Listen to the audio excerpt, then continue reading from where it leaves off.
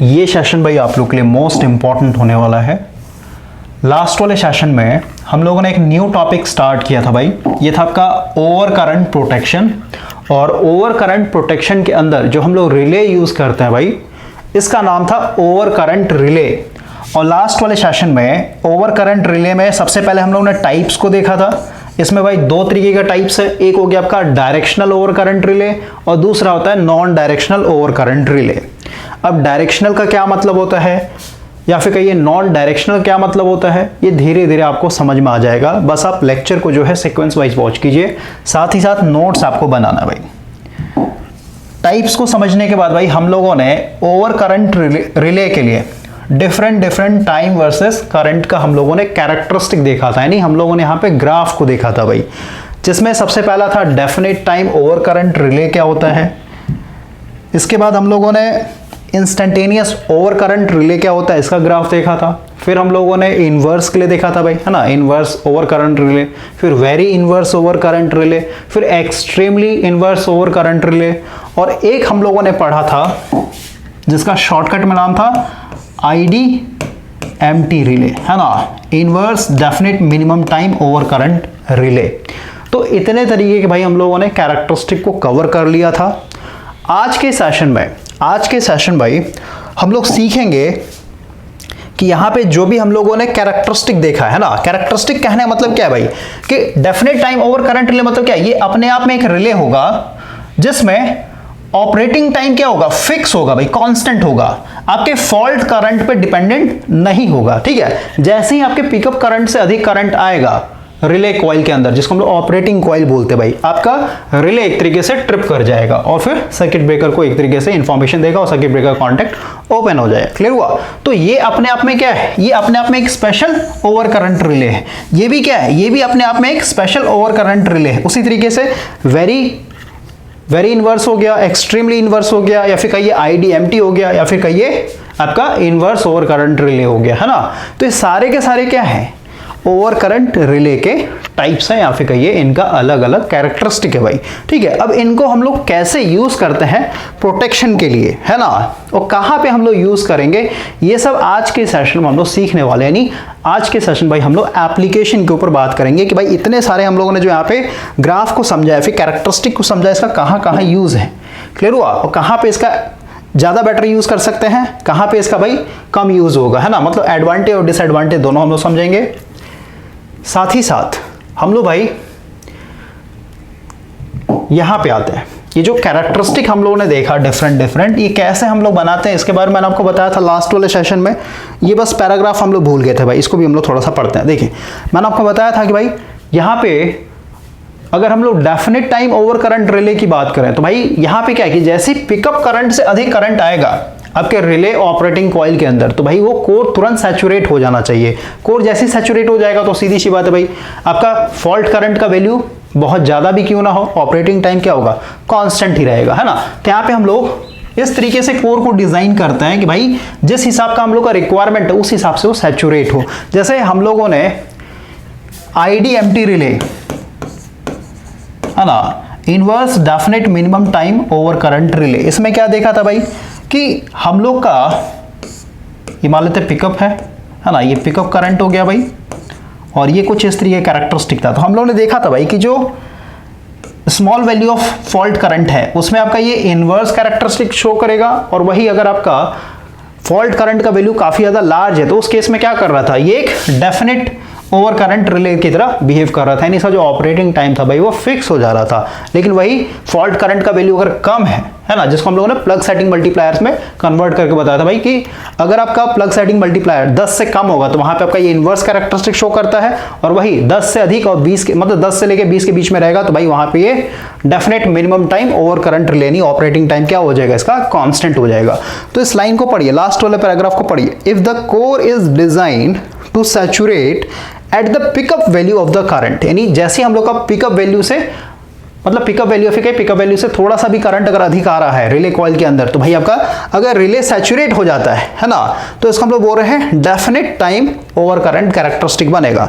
आगे बढ़ते हैं। If the core is design to saturate at later stage, मतलब अच्छा खासा फॉल्ट करंट आएगा तभी जाकर के कोर आपका सैचुरेट होगा, तो इस केस में आपका ये जो कैरेक्टरिस्टिक बनेगा इसका लिखा है inverse definite minimum time relay वाला बनेगा। If the core saturate at still later stage, मतलब डेफिनेट टाइम से भी higher value of fault current पे जाके एक तरह सैचुरेट होगा, तो उस केस में क्या बनेगा आपका, ये वेरी इनवर्स बन जाएगा। और वही अगर सैचुरेशन जो है भाई, और मतलब और कहना मतलब क्या, वेरी इनवर्स कैरेक्टरिस्टिक के बाद मतलब और भी हैवी करंट पे एक तरीके से सैचुरेट हो रहा है, तो भाई यहाँ पे फिर हम लोग क्या मिलेगा, एक्सट्रीमली इनवर्स कैरेक्टरिस्टिक देखने को मिलेगा। क्लियर हुआ? तो यहाँ पे हम लोग सैचुरेशन को एक तरीके से यूज करके हम लोग यहाँ पे डिफरेंट कैरेक्टरिस्टिक बना रहे हैं। और लास्ट वाले सेशन मैंने आपको एक सिंगल ग्राफ में दिखाया था भाई, मान लेते ये मेरा डेफिनेट टाइम हो गया, फिर ये आपका इनवर्स हो गया, फिर आपका ये ऐसे दिखाते हैं, ये मान लेते इनवर्स हो गया, ये वेरी इनवर्स हो गया, और ये आपका एक्सट्रीमली इनवर्स हो गया। तो यहाँ पे देखिए सैचुरेशन जो होगा भाई, और इससे भी इसके मुकाबले भी क्या हो जाएगा, हायर वैल्यू ऑफ करंट पे जाके सैचुरेट होगा। तो ये आपका डेफिनेट हो गया, डेफिनेट टाइम, ये आपका इनवर्स हो गया, ये आपका वेरी इनवर्स हो गया, और ये हो गया आपका एक्सट्रीमली इनवर्स। ओके, तो आज के सेशन में इसका हम लोग एप्लीकेशन देखने जा रहे हैं भाई। तो सबसे पहले हम लोग फर्स्ट पेज के ऊपर आते हैं। यहाँ पे देखिए एक इंपॉर्टेंट लाइन लिखा हुआ है कि भाई ये जो ओवर करंट प्रोटेक्शन इसको हम लोग कहाँ पे यूज करते हैं। तो यहाँ पे देखिए, यहाँ पे अगर आप पढ़ेंगे इसका लिखा है ना, दीज रिले क्या मतलब ओवर करंट रिले जो हम लोग यूज करते हैं, ये कहाँ पे यूज होता है, इसको यूज किया जाता है डिस्ट्रीब्यूशन लाइंस के अंदर। ठीक है, उसके बाद लार्ज मोटर हो गया, पावर इक्विपमेंट हो गया, इंडस्ट्रियल सिस्टम हो गया। तो हम लोग आज के सेशन भाई, या फिर जो आपका बुक है, ये जो आपका बद्रीराम का बुक है भाई, इसमें जो ओवर करंट का एप्लीकेशन दिखाया है, ये डिस्ट्रीब्यूशन लाइन को लेकर के समझाया गया। ओके, तो आज के सेशन में हम लोग देखेंगे भाई डिस्ट्रीब्यूशन लाइन के अंदर हम लोग कैसे इसको एक तरीके से यूज करते हैं, और कहाँ पे हम लोग कौन सा रिले एक तरीके से ऑपरेट करेंगे या फिर कहीं यूज करेंगे। क्लियर हुआ? और आज के सेशन में हम लोग को सिर्फ और सिर्फ 3 पेज पढ़ना भाई, सिर्फ और सिर्फ 3 पेज पढ़ना। एक तो ये हो गया जिसमें लिखा हुआ ओवर करंट प्रोटेक्शन स्कीम है ना, एक ये पेज हो गया, एक ये वाला पेज हो गया, और इस पेज के अंदर हम लोग को 2 ग्राफ समझना है। एक ये वाला ग्राफ हो गया, मोस्ट इंपॉर्टेंट है, फिर आपका एक ये वाला ग्राफ हो गया, और एक इधर होगा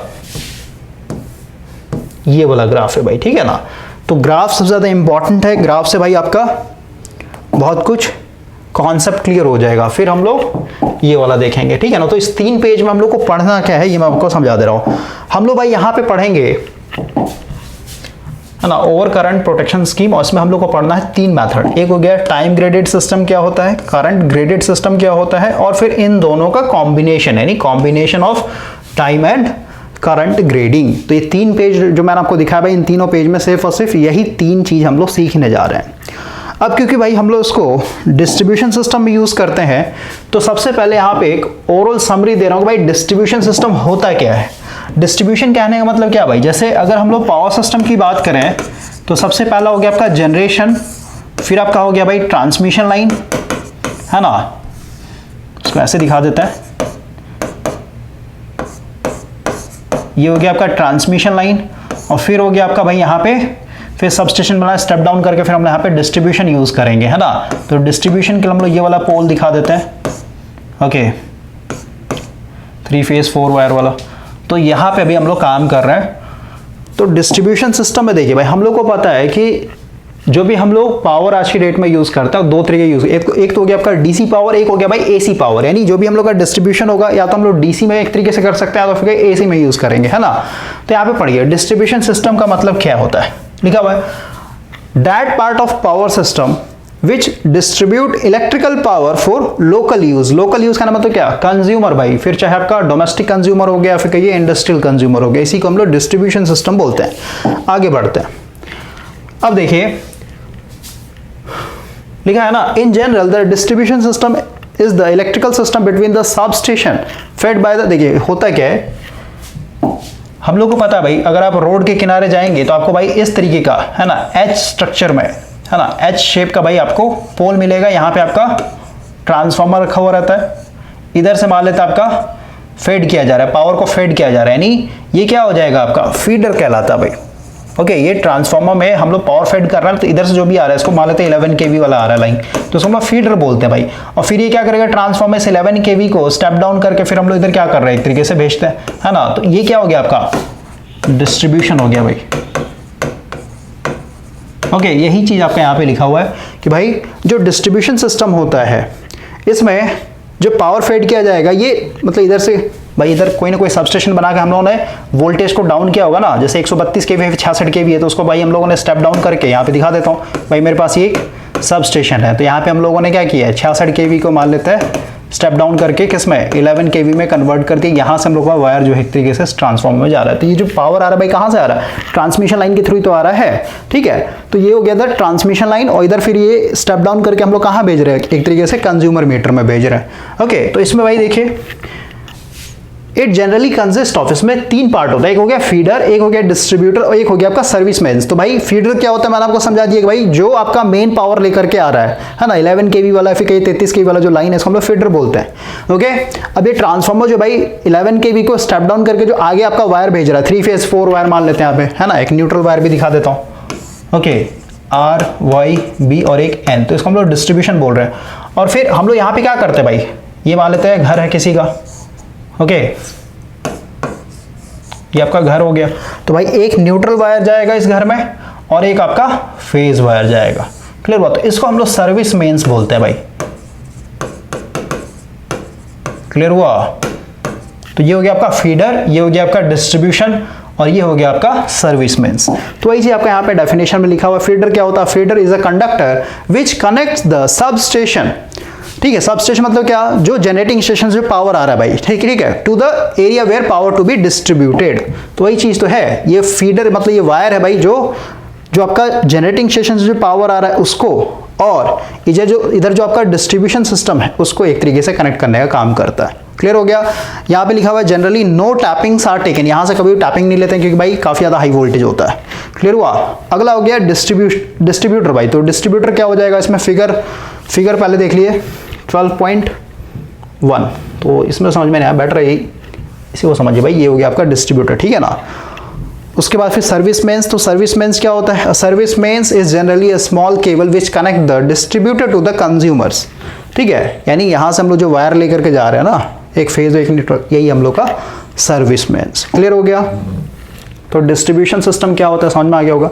और हम लोग क्लासिफिकेशन पढ़ते हैं भाई, तो ये सब हम लोग क्योंकि समरी देख रहे हैं, तो अब दो तरीके हम लोग डिस्ट्रीब्यूशन यूज करते हैं। एक हो गया एसी डिस्ट्रीब्यूशन, एसी डिस्ट्रीब्यूशन में भी देखिए दो तरीके का होता है, प्राइमरी डिस्ट्रीब्यूशन सिस्टम और सेकेंडरी डिस्ट्रीब्यूशन सिस्टम। तो प्राइमरी डिस्ट्रीब्यूशन सिस्टम में क्या होता है भाई, जो वोल्टेज होता है काफी हाई होता है, जैसे 33 kV पे हम लोग भेज दे रहे हैं, हमारे कोई इंडस्ट्रियल एरिया भाई है ना, तो वहां पे हम लोग क्या करेंगे, पूरा का पूरा प्राइमरी डिस्ट्रीब्यूशन यूज करते हैं। तो वही लिखा हुआ भाई, it is a part of the AC distribution system which operate voltage somewhat higher than the general utilization, मतलब यहाँ पे जो वोल्टेज लेवल होगा वो हाई होगा भाई। थोड़ा सा ब्लॉक डायग्राम समझते भाई, देखिए ये आपका दिखाया गया है, ये हो गया आपका सब स्टेशन, इसमें 33 kV आ रहा है, इसने स्टेप डाउन कर दिया भाई, है ना। सब स्टेशन का क्या काम होता है, सब स्टेशन हम लोग क्यों बनाते हैं, सब स्टेशन का काम है भाई या तो वोल्टेज लेवल को स्टेप डाउन करना है, फिर स्टेप अप करना, उसके बाद फ्रीक्वेंसी को चेंज करना, या फिर कहिए भाई आपका जो फ्रीक्वेंसी हो गया, आपका वोल्टेज लेवल हो गया, और भी जैसे मान लेते हैं पावर फैक्टर इंप्रूवमेंट, ये सब करना भाई, है ना। तो उसके लिए हम लोग सब स्टेशन बनाते हैं। सब स्टेशन का मतलब हर एक सब स्टेशन का भाई अलग अलग काम होता है। तो यहाँ पे जो सब स्टेशन बनाया गया क्या कर रहा है, वोल्टेज लेवल को डाउन कर रहा है। तो 33 kV को उसने क्या कर दिया, 11 kV, और 11 kV क्या कर दिया, सीधे सीधे आपके मान लेते बड़ा सा इंडस्ट्रियल एरिया है ना, वहाँ पे हम लोगों ने भेजा। आप यहाँ से हम लोग क्या करें, क्योंकि इंडस्ट्री में क्या होता है भाई, 3 फेज मोटर यूज कर रहे हैं ना हम लोग डायरेक्ट। ओके, तो 11 kV फिर इसका अपना एक क्या हो गया, एक तरीके से जैसे बिग कंज्यूमर है ना, तो अपना एक खुद का ट्रांसफॉर्म बनाएगा, 11 kV को फिर अपने हिसाब से एक तरीके से स्टेप डाउन करेगा, फिर ये इस तरीके से, ठीक है। तो ये हो गया आपका प्राइमरी एसी डिस्ट्रीब्यूशन। फिर हो गया आपका सेकेंडरी एसी डिस्ट्रीब्यूशन, तो इसमें जो वोल्टेज लेवल होगा भाई ये कम होगा, ठीक है ना। दिखा ना, voltage step down to 400 volt, यानी जो हम लोग अपने घरों में जो यूज कर रहे हैं भाई, ये कौन सा डिस्ट्रीब्यूशन है, सेकेंडरी डिस्ट्रीब्यूशन सिस्टम इसको कहा जाता है। क्लियर हुआ। यहाँ पे जो वोल्टेज लेवल होगा ये कम होगा। यहाँ पे देखिए डायग्राम में भी दिखाया गया सब स्टेशन का, यहाँ पे देखिए ये हम लोग का सेकेंडरी डिस्ट्रीब्यूशन सिस्टम है। ये आपका जो रोड के किनारे जो भाई एच पोल होता है ना, एच स्ट्रक्चर का जो पोल होता है, इस पर ट्रांसफार्मर रखा हुआ है 11 kVAR, इसने स्टेप डाउन करके 3 फेज 4 वायर में, इधर हम लोग का डिफरेंट घर है, हाउस 1, हाउस 2, हाउस 3।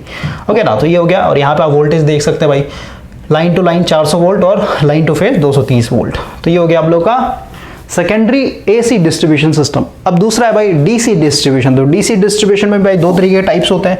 एक हो गया आपका 2 वायर डीसी सिस्टम। अब ये कैसे एक तरीके से बनाया जाता है, ये सब हम लोगों ने ऑलरेडी पढ़ा है, चैप्टर नंबर 7 सप्लाई सिस्टम जाके देखिए, पढ़ाया गया ये सब, ठीक है भाई। तो ये हो गया एक 2 वायर डीसी सिस्टम और एक होता है आपका 3 वायर डीसी सिस्टम। तो 3 वायर डीसी सिस्टम हम लोग कैसे बनाते हैं वही सब आपका यहाँ पे बताया गया है। तो इस सब से हम लोग मतलब नहीं भाई, बस यहाँ पे मैं आपको समरी दे रहा हूँ कि भाई डिस्ट्रीब्यूशन सिस्टम होता क्या है। अब देखिए, अब भाई डिस्ट्रीब्यूशन सिस्टम में अब हम लोग यहाँ पे कनेक्शन की बात करेंगे ना, connection scheme for distribution system. सबसे पहला होता है रेडियल सिस्टम। तो रेडियल सिस्टम में क्या होता है भाई कि पावर जो है, पावर यहाँ पे अगर मैं ब्लॉक डायग्राम समझाऊं, यानी लाइन डायग्राम से मान लेते हैं, जनरेटर हो गया, ये मान लेते बस बार हो गया, फिर यहाँ पे आपका ट्रांसफार्मर हो गया, ठीक है, फिर आपका इधर मान लेता है डिफरेंट कंज्यूमर हम लोगों ने लगा रखा। तो रेडियल सिस्टम में क्या होता है भाई कि पावर जो है एक ही डायरेक्शन में जाएगा, ठीक है, यानी एक ही लाइन होता है इसके अंदर, ठीक है, सोर्स से मतलब एक ही साइड पावर डिलीवर होगा भाई हमेशा, ठीक है ना, क्लियर हो गया। तो वही यहाँ पे लिखा हुआ in this system separate feeder, ठीक है, नहीं है ना, सिंगल सबस्टेशन यहाँ पे लगा, सिंगल वायर से हम लोग यहाँ पे भेजते हैं। फिर आपका रिंग मेंस हो गया भाई। तो सबका अलग अलग एडवांटेज है भाई और सबका अलग अलग डिसएडवांटेज भी है। तो रिंग मेंस का मतलब कि यहाँ पे जो स्ट्रक्चर बनता है भाई एक रिंग टाइप का बनता है, ठीक है, क्लोज लूप बनता है, इसलिए इसका नाम रखा गया रिंग मेंस। फिर हो गया आपका इंटरकनेक्टेड सिस्टम। तो अभी भाई जो हम लोग ओवर करंट प्रोटेक्शन का जो एप्लीकेशन देखने जा रहे हैं, है ना, यहाँ पे लिखा गया है ना, इसका एप्लीकेशन कहाँ है, डिस्ट्रीब्यूशन सिस्टम को प्रोटेक्शन प्रोवाइड करने के लिए हम लोग यूज करते हैं। तो कैसे कैसे यूज होता है, यानी इसमें हम लोग क्या सीखेंगे, इसमें हम लोग सीखने जा रहे हैं भाई कि अगर आपके पास कोई रेडियल डीसी डिस्ट्रीब्यूशन सिस्टम है, फिर एसी डिस्ट्रीब्यूशन सिस्टम है, तो भाई इसमें हम लोग कैसे ओवर करंट प्रोटेक्शन प्रोवाइड करेंगे। अगर आपका रिंग मेंस दिया हो तो उसमें हम लोग कैसे प्रोटेक्शन प्रोवाइड करेंगे। 2 पैरेलल फीडर जा रहा है तो उसमें कैसे प्रोटेक्शन प्रोवाइड करेंगे, ठीक है। तो धीरे धीरे आपको समझ में आएगा। तो ये तो हो गया भाई हम लोग का समरी। और एक चीज समझिए, लास्ट वाले सेशन भाई हम लोग सेलेक्टिविटी के ऊपर बात कर रहे थे भाई, कैसे जो है रिले, है ना, जैसे मान लेते हैं इस वाले जोन में यहाँ पे फॉल्ट है ना, तो हम लोग रिले इस तरीके से डिजाइन करते हैं भाई कि फॉल्ट के सबसे नजदीक वाला ही रिले एक तरीके से ऑपरेट हो। तो ये कैसे सेलेक्टिविटी का कॉन्सेप्ट हम लोग रिले के अंदर डालते हैं, कैसे ये डिस्क्रिमिनेट कर पाता है भाई कि सिर्फ और सिर्फ इसी रिले को ऑपरेट होना है, ये वाला रिले ऑपरेट नहीं होना चाहिए, फिर ये वाला रिले ऑपरेट नहीं होना चाहिए भाई। तो इसका भी कॉन्सेप्ट आपका यहाँ पे पूरा क्लियर हो जाएगा। तो आज के सेशन को हम लोग स्टार्ट कर रहे हैं। तो सबसे पहले भाई हम लोग आते हैं अपने मेन कॉन्सेप्ट के ऊपर। देखिए, ये हम लोग का फर्स्ट पेज है, यहां से स्टार्ट हो गया आपका ओवर करंट प्रोटेक्टिव स्कीम। और इसमें हम लोग सबसे पहले पढ़ेंगे भाई टाइम ग्रेडेड सिस्टम क्या होता है। और इसको भी स्टार्ट करने से पहले एक और छोटा सा कॉन्सेप्ट रिवाइज करवा दे रहा हूं भाई। हम लोगों ने ऑलरेडी सर्किट ब्रेकर पढ़ा है, तो सर्किट ब्रेकर मैंने आपको बताया था, सर्किट ब्रेकर पढ़ने से पहले हम लोगों ने फॉल्ट पढ़ा था भाई। तो फॉल्ट में मैंने आपको बताया था कि जो फॉल्ट करंट आता है ना, कहीं पे भी फॉल्ट हो रहा है भाई, तो इसके चलते जो करंट देखने को मिलेगा, इसमें 3 पार्ट था, है ना। एक हो गया आपका सब ट्रांजिएंट पीरियड, फिर हो गया ट्रांजिएंट, और एक हो गया आपका स्टेडी स्टेट। तो इसमें आपको समझ में आ रहा है भाई कि ये जो ब्लू कलर का लाइन दिखाया गया है ना, ये मेरा फॉल्ट करंट है, ब्लू कलर से जो डॉटेड दिखाया गया है। तो इसमें आप देखिए कि भाई ये जो करंट है इसमें 2 कॉम्पोनेंट मिला, एक तो डीसी ऑफसेट यानी डीसी डिकेइंग, और एक आपका भाई यहाँ पे एसी सिमेट्रिकल फॉल्ट करंट, है ना। ये दोनों करंट को मर्ज करेंगे तो हम लोग का ये ब्लू कलर का जो डॉटेड लाइन से दिखाया गया, ये हम लोग का फॉल्ट करंट देखने को मिलता है। तो इसमें भाई हम लोग को पता है कि जो सर्किट ब्रेकर का कॉन्टैक्ट ओपन होता है वो किस में ओपन होता है, ट्रांजिएंट पीरियड में, है ना। इसमें अगर हम लोग देखें, ये भाई मान लेते हैं 1 से 2 साइकिल तक आपका होता है सब ट्रांजिएंट, है ना। फिर कलर चेंज करता है भाई, ये मान लेते हैं आपका सब ट्रांजिएंट हो गया, तो इसमें तो ओपन होगा नहीं भाई, ओके। और यहां से मान लेते हैं ये मेरा क्या है, ट्रांजिएंट पीरियड। तो सर्किट ब्रेकर का जो कॉन्टैक्ट होगा इसी में ओपन होता है, क्लियर हुआ, ये मैंने आपको बताया था। अब देखिए, जैसे ही हम लोग का कॉन्टैक्ट ओपन होगा, इसको थोड़ा सा हम लोग यहाँ पे इरेज करते हैं। जैसे हम लोग का कॉन्टैक्ट ओपन होगा भाई, तो यहाँ पे क्या होगा, स्पार्क देखने को मिलेगा, है ना। तो यही चीज़ आपको यहाँ पे समझाया गया है, इसको हम लोग फॉल्ट क्लियरिंग टाइम ग्राफ बोलते हैं। इसमें आप देखिए लिखा है ना fault clearing time of a circuit breaker. तो सबसे पहले तो रिले सेंस करेगा, रिले को सेंस करने में जो टाइम लगेगा उसको बोलते हैं रिलेइंग टाइम। ओके, इसके बाद फिर हम लोग का यहाँ पे क्या होगा, कॉन्टेक्ट एक तरीके से ओपन होगा, लिखा है ना ब्रेकर ओपनिंग टाइम। तो भाई इसमें आपका कॉन्टेक्ट जो है एक तरीके से ओपन हो रहा है, जैसे ही ओपन होगा तो सीधी सी बात है भाई, मान लेते हैं यहाँ से लेके तो ओपन हुआ, तो यहाँ पे हम लोग क्या होगा, आर्क लगेगा, है ना। और यहाँ पे आर्क लगा है यानी आर्क स्ट्राइक किया है, तो यहाँ से लेके यहाँ तक मान लेते हैं जो समय लग रहा है इसमें आर्क बुझने का टाइम लग रहा है, ठीक है। तो पूरा का पूरा अगर आप टाइम देखेंगे यहाँ से लेकर के पूरा यहाँ तक जो भी टाइम है इसको बोलते हैं फॉल्ट क्लियरिंग टाइम। तो सर्किट ब्रेकर को भाई फॉल्ट को क्लियर करने में आप देख रहे हैं कुछ ना कुछ टाइम लग रहा है, और ये जो टाइम होता है, ठीक है ना, यहाँ से लेके यहाँ तक पूरा सेंस करने से लेके सर्किट ब्रेकर कॉन्टेक्ट ओपन होने से लेकर के आर्क बुझने तक का जो टाइम होता है ये आपका 0.5 सेकेंड, ठीक है। अगर और थोड़ा सा अगर आपका एडवांस है नहीं थोड़ा बेटर तरीके से आपने बनाया तो इसका रेंज होता है भाई 0.3 सेकेंड से लेकर के 0.5 सेकेंड तक का टाइम लगता है। क्लियर हुआ, इसको बोलते हैं फॉल्ट क्लियरिंग टाइम। इसको आप मेंशन कर लीजिएगा 0.3 सेकेंड टू 0.5 सेकेंड। क्लियर हुआ। अब हम लोग अपने कॉन्सेप्ट को स्टार्ट कर रहे हैं भाई। सबसे पहले यहाँ पे हम लोग ग्रेडेड का क्या मतलब होता है, जैसे time graded system, current graded system. तो भाई ग्रेडेड का क्या मतलब होता है ये पहले समझिए। ग्रेडिंग का मतलब होता है भाई सीधे सीधे हम लोग बांटना, डिवाइड करना, ठीक है, समझ में आया। तो अभी सबसे पहले इसका इंट्रोडक्शन पढ़ते हैं, क्या लिखा हुआ है, टाइटल है ओवर करंट प्रोटेक्शन, ठीक है। लिखा है ना over current protective schemes are widely used for the protection of distribution lines. अभी जस्ट समझाया भाई कि ओवर करंट प्रोटेक्शन हम लोग कहाँ यूज करते हैं, तो डिस्ट्रीब्यूशन लाइन के लिए यूज करते हैं, ठीक है। अब डिस्ट्रीब्यूशन के अंदर भाई मैंने आपको बताया रेडियल होता है ना, रेडियल हो गया, रिंग मेंस हो गया, आपका इंटरकनेक्टेड हो गया, है ना। तो अब देखिए सबसे पहले हम लोग सिंपल सा स्ट्रक्चर लेके चल रहे हैं, रेडियल के लिए लेके चल रहे हैं। रेडियल मतलब क्या, अभी जस्ट समझाया भाई कि इसमें जो पावर का फ्लो होता है ये हमेशा क्या होगा, सोर्स से लोड की तरफ होगा, ठीक है भाई। यानी जनरेटर है और तो जनरेटर हमेशा क्या करेगा, पावर एक पर्टिकुलर डायरेक्शन में फ्लो करवाता है, इसको सिंपल सा हम लोग रेडियल बोलते हैं, ठीक है। यहाँ पे वही चीज दिखाया गया ना फिगर में,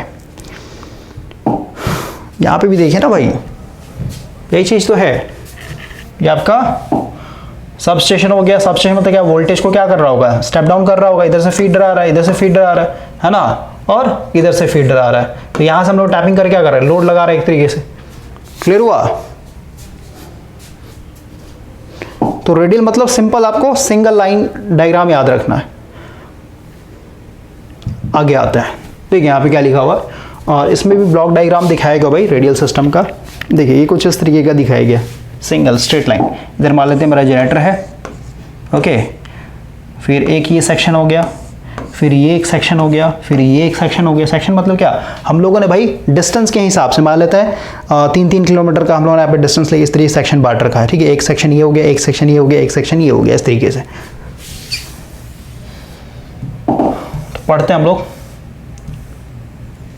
और ये सब बताना इसलिए पड़ता है भाई ताकि आप स्टोरी को क्रिएट कर सकें, है ना। डायरेक्ट हम लोग आएंगे बुक पे तो समझ में नहीं आएगा, क्योंकि बहुत सारे स्टूडेंट का सिलेबस कंप्लीट होता नहीं है ना। तो थोड़ा से इसे बताने से सही रहता है। अब देखिए यहाँ से पढ़ता है रेडियल फीडर में भी सेक्शनलाइज्ड, अभी जस्ट बताया सेक्शन वाइज हम लोग बांटते हैं भाई, है ना। 3 सेक्शन हम लोगों ने यहाँ पे बांट रखा है। एंड 2 और मोर ओवर करंट रिले में बी यूज्ड, ठीक है। 2 या 2 से अधिक हम लोग या फिर 3 जितने सेक्शन होंगे भाई उस हिसाब से हम लोग को number of over current relay use करना पड़ता है। कहाँ कहाँ लगाएंगे, कैसे लगता है, समझ में आएगा।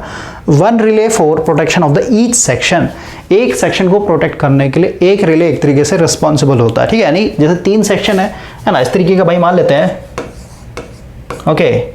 ये हम लोग का 3 सेक्शन हम लोगों ने इस तरीके से बना रखा, तो हर एक सेक्शन को प्रोटेक्ट करने के लिए हम लोग एक एक रिले एक तरीके से यूज कर रहे हैं, as shown in the figure 5.5।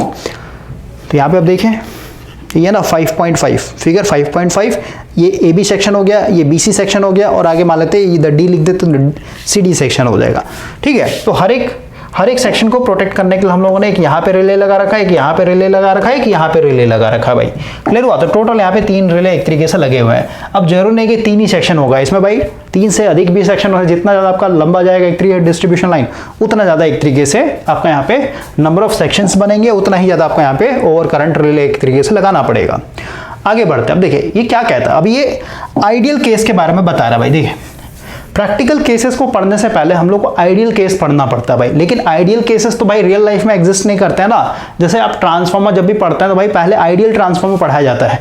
Ideal transformer easy होता है क्योंकि उसमें कोई लॉसेस नहीं होते। तो भाई जो नए बच्चे होते हैं, है ना, जैसे मैट्रिक पास करके डायरेक्ट भाई सेमेस्टर में, पॉलिटेक्निक वाले सेमेस्टर में आ रहा है, तो भाई आइडियल ट्रांसफार्मर उसको जल्दी बेटर तरीके से समझ में आएगा as compare to practical transformer. तो यहाँ पे अभी आइडियल केसेस की बात हो रही है। आइडियल केसेस में क्या बोल रहा है कि भाई if a fault occur beyond C, beyond का मतलब होता है सी से आगे, ठीक है, ये ए से बी और यहाँ पे भाई हम लोग का सी है। इसका मतलब क्या हुआ कि भाई फॉल्ट कहीं यहाँ पे है, सी के आगे है, ठीक है। तो हम लोग के पास एक यहाँ पे रिले लगा हुआ, एक यहाँ पे, एक यहाँ पे, मतलब रिले मतलब क्या, रिले के साथ हम लोगों ने सर्किट ब्रेकर भी लगा रखा है, ठीक है ना। रिले जब मैं बोल रहा हूँ तो इसके साथ सर्किट ब्रेकर भी लगा हुआ रहेगा। तो ये बोल रहा है if a fault occurs beyond C the circuit breaker at substation C should trip, यानी सबसे पहले इसको एक तरीके से, क्योंकि भाई एक डिफॉल्ट में लाइन याद रखिए, जहां पे भी फॉल्ट हो रहा है तो हम लोग सिस्टम यानी प्रोटेक्टिव सिस्टम इस तरीके से डिजाइन करते हैं कि भाई फॉल्ट के सबसे नजदीक में जो हम लोग का रिले है वही ऑपरेट होना चाहिए। तो आइडियल केसेस के हिसाब से अगर यहाँ पे फॉल्ट आ रखा है तो सीधी सी बात है भाई ये वाला रिले क्या होना चाहिए, ऑपरेट होना चाहिए। क्लियर हुआ? आगे बढ़ते हैं हम लोग। The circuit breaker at A and B should not trip as far as the normal operation is concern, यानी जब यहाँ पे फॉल्ट आ रहा है तो भाई सिर्फ और सिर्फ ये वाला रिले ऑपरेट होना चाहिए, ये वाला और ये वाला, यानी जो ए के पास लगा जो बी के पास लगा ये कभी भी ऑपरेट नहीं होना चाहिए भाई, ठीक है। आगे बढ़ते हैं। If the relay at C fails to operate, अब मान लेते किसी कारण भाई ये जो सी है यानी सी पॉइंट पे जो हम लोगों ने रिले लगा रखा है ये फेल हो गया, है ना, कोई एरर आ गया और ये ऑपरेट नहीं हो पाया, तब जाकर के, क्योंकि हम लोग को पता है कि भाई जब भी हम लोग प्रोटेक्शन प्रोवाइड करेंगे तो दो तरीके का होता है, एक प्राइमरी प्रोटेक्शन और एक बैकअप प्रोटेक्शन। तो भाई ये क्योंकि हम लोग का खराब हो चुका है तो सीधी सी बात है इसका कोई ना कोई तो बैकअप होगा, समझ गए। तो ये ऑपरेट नहीं हुआ तब हम लोग का भाई बी वाला ऑपरेट होना चाहिए, यानी जो बी पॉइंट पे हम लोगों ने रिले लगा रखा है ये ऑपरेट होना चाहिए। तो वही लिखा हुआ है भाई if the relay at C fails to operate the circuit breaker at B should trip as a backup protection, यानी ये अगर फेल हुआ तो भाई ये एक तरीके से बैकअप प्रोटेक्शन की तरह काम करेगा और इसको ऑपरेट होना पड़ेगा। आगे बढ़ते हैं। Similarly if a fault occur between B and C, B and C के बीच में, अब ये दूसरा केस है भाई, ठीक है, इसको मैं मिटा दे रहा हूं।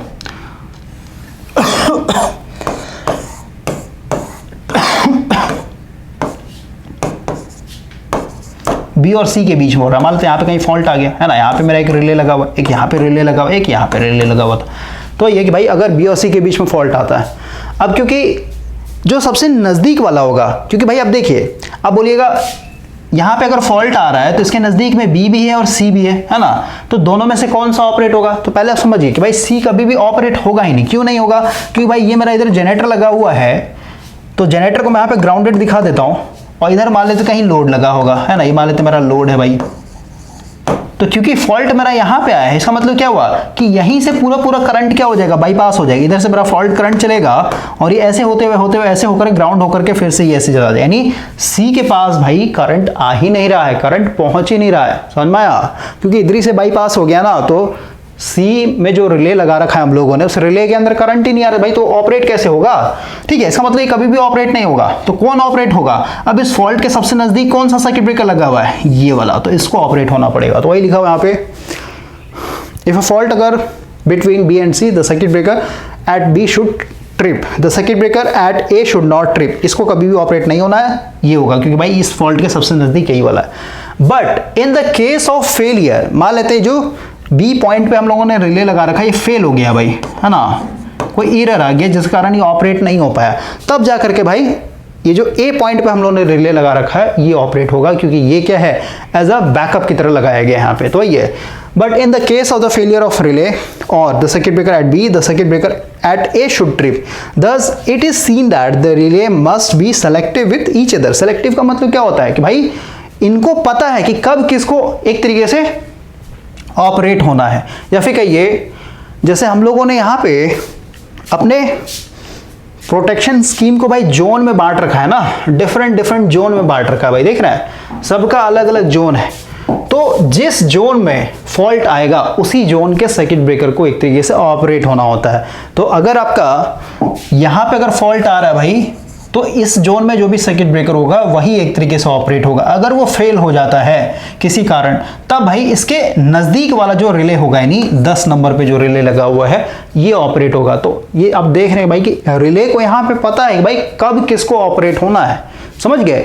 इनमें डिस्क्रिमिनेशन का एक तरीके से सेंस है कि भाई ये डिस्क्रिमिनेट कर पा रहे कि भाई मेरे जोन के अंदर फॉल्ट आ रहा है या फिर किसी और के जोन में फॉल्ट आ रहा है। जिसके जोन में भाई फॉल्ट आ रहा है वही एक तरीके से फॉल्ट को क्लियर करेगा। तो ये तो हम लोगों ने आइडियल कंडीशन पढ़ा भाई कि इस तरीके से मेरा पूरा का पूरा प्रोटेक्शन स्कीम जो है काम करना चाहिए। अब देखते हैं, अब प्रैक्टिकल लाइफ में आते हैं भाई, तो पढ़ते आगे। For proper selectivity of the relay, यानी हम लोग का जो प्रोटेक्शन स्कीम है कुछ इस तरीके से काम करे, जो भी ऊपर में थ्योरी में लिखा गया इस तरीके से हम लोग काम करवाना चाहते हैं भाई। तो इस तरीके के काम को करवाने के लिए हम लोग को भाई यहाँ पे कुछ स्कीम एक तरीके से एम्प्लॉय करना पड़ेगा depending on the system condition, जिसमें सबसे पहला है टाइम ग्रेडेड सिस्टम। तो अभी जस्ट बताए, ग्रेडेड का मतलब होता है डिवाइड करना भाई, ठीक है, समझ में आया। तो किस चीज का यहाँ पे हम लोग डिवाइड करेंगे, तो यहाँ पे भाई टाइम का एक तरीके से डिवीजन किया जाता है। टाइम को हम लोग इस तरीके से डिसाइड करेंगे, ठीक है, अभी समझ में आएगा धीरे धीरे। करंट ग्रेडेड में भाई हम लोग यहाँ पे करंट को एक तरीके से डिवाइड करता है। करंट मतलब क्या, पिकअप करंट के ऊपर हम लोग काम करेंगे भाई।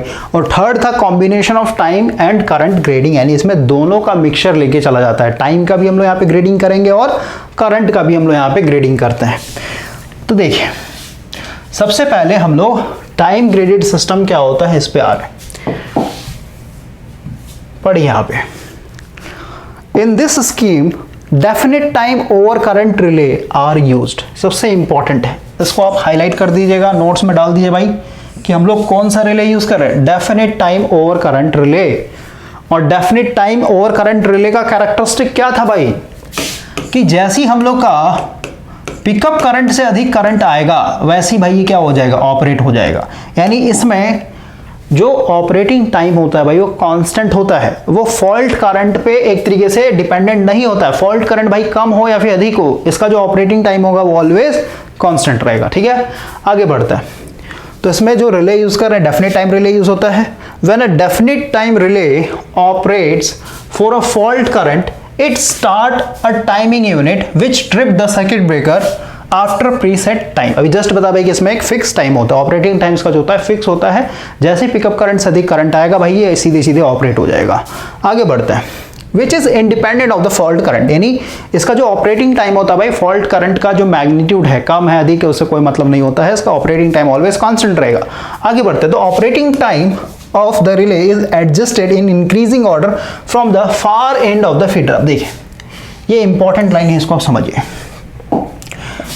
अभी ये मान लेते भाई हम लोग का एक डिस्ट्रीब्यूशन सिस्टम है, ओके, और इसमें हम लोगों ने 3 सेक्शन को बांट रखा है, ए बी सी, एक यहाँ पे रिले, एक यहाँ पे रिले और एक यहाँ पे रिले। अब ध्यान समझिएगा, इस सिस्टम में यानी टाइम ग्रेडेड सिस्टम में हम लोग क्या करते हैं, इधर क्या होगा भाई मेरा लोड होगा, ठीक है, या फिर किसी बुक में भाई इसको रिसीविंग एंड भी कहा जाता है, ठीक है ना, रिसीविंग एंड, लोड बोलिए या फिर रिसीविंग एंड बोलिए, इसको हम लोग सोर्स बोलते हैं या फिर इसको हम लोग सेंडिंग एंड बोलेंगे। अभी देखिए टाइम ग्रेडेड सिस्टम में हम लोग क्या करते हैं भाई, लोड से सोर्स की तरफ, ठीक है, लोड से सोर्स की तरफ जब हम लोग बढ़ेंगे तो भाई जो रिले हम लोग यूज कर रहे हैं यहाँ पे, कौन सा relay, definite time over current relay, इनका जो ऑपरेटिंग टाइम होता है भाई, जो ऑपरेटिंग टाइम होता है इसमें हम लोग इस तरीके से डिले डालते हैं कि भाई जैसे यहाँ पे ये जो रिले है इसका ऑपरेटिंग टाइम है 0.5 सेकेंड, तो भाई यहाँ पे जो रिले होगा इसमें 1 सेकेंड, ठीक है नी, और ये डिले क्यों डाला जाता है आपको समझ में आएगा। और ये कितना होगा 1.5 सेकेंड, जो बुक में लिखा हो उसी हिसाब से मैं आपको समझा रहा हूँ भाई। यानी लोड साइड में जो ऑपरेटिंग टाइम होगा सबसे कम होता है और सोर्स के पास जो ऑपरेटिंग टाइम होगा रिले का वो सबसे ज्यादा होता है। अब भाई यहाँ पे डिले क्यों डालते हैं, यहाँ पे आप देखिए 0.55 सेकंड का क्या एक तरीके से अंतर है, डिफरेंस, ऐसा क्यों होता है इस चीज को आप समझिए। जैसे मान लेते भाई कि यहाँ पे फॉल्ट आया, ठीक है, यानी सी सेक्शन के बियॉन्ड, मतलब सी सेक्शन के आगे जाकर कहीं पे फॉल्ट आया, तो इस फॉल्ट के सबसे नजदीक में कौन सा रिले है बताइए, यही वाला रिले है ना, जो सी पॉइंट पे लगा हुआ, यानी ये ऑपरेट होना चाहिए, इसको ऑपरेट होना पड़ेगा।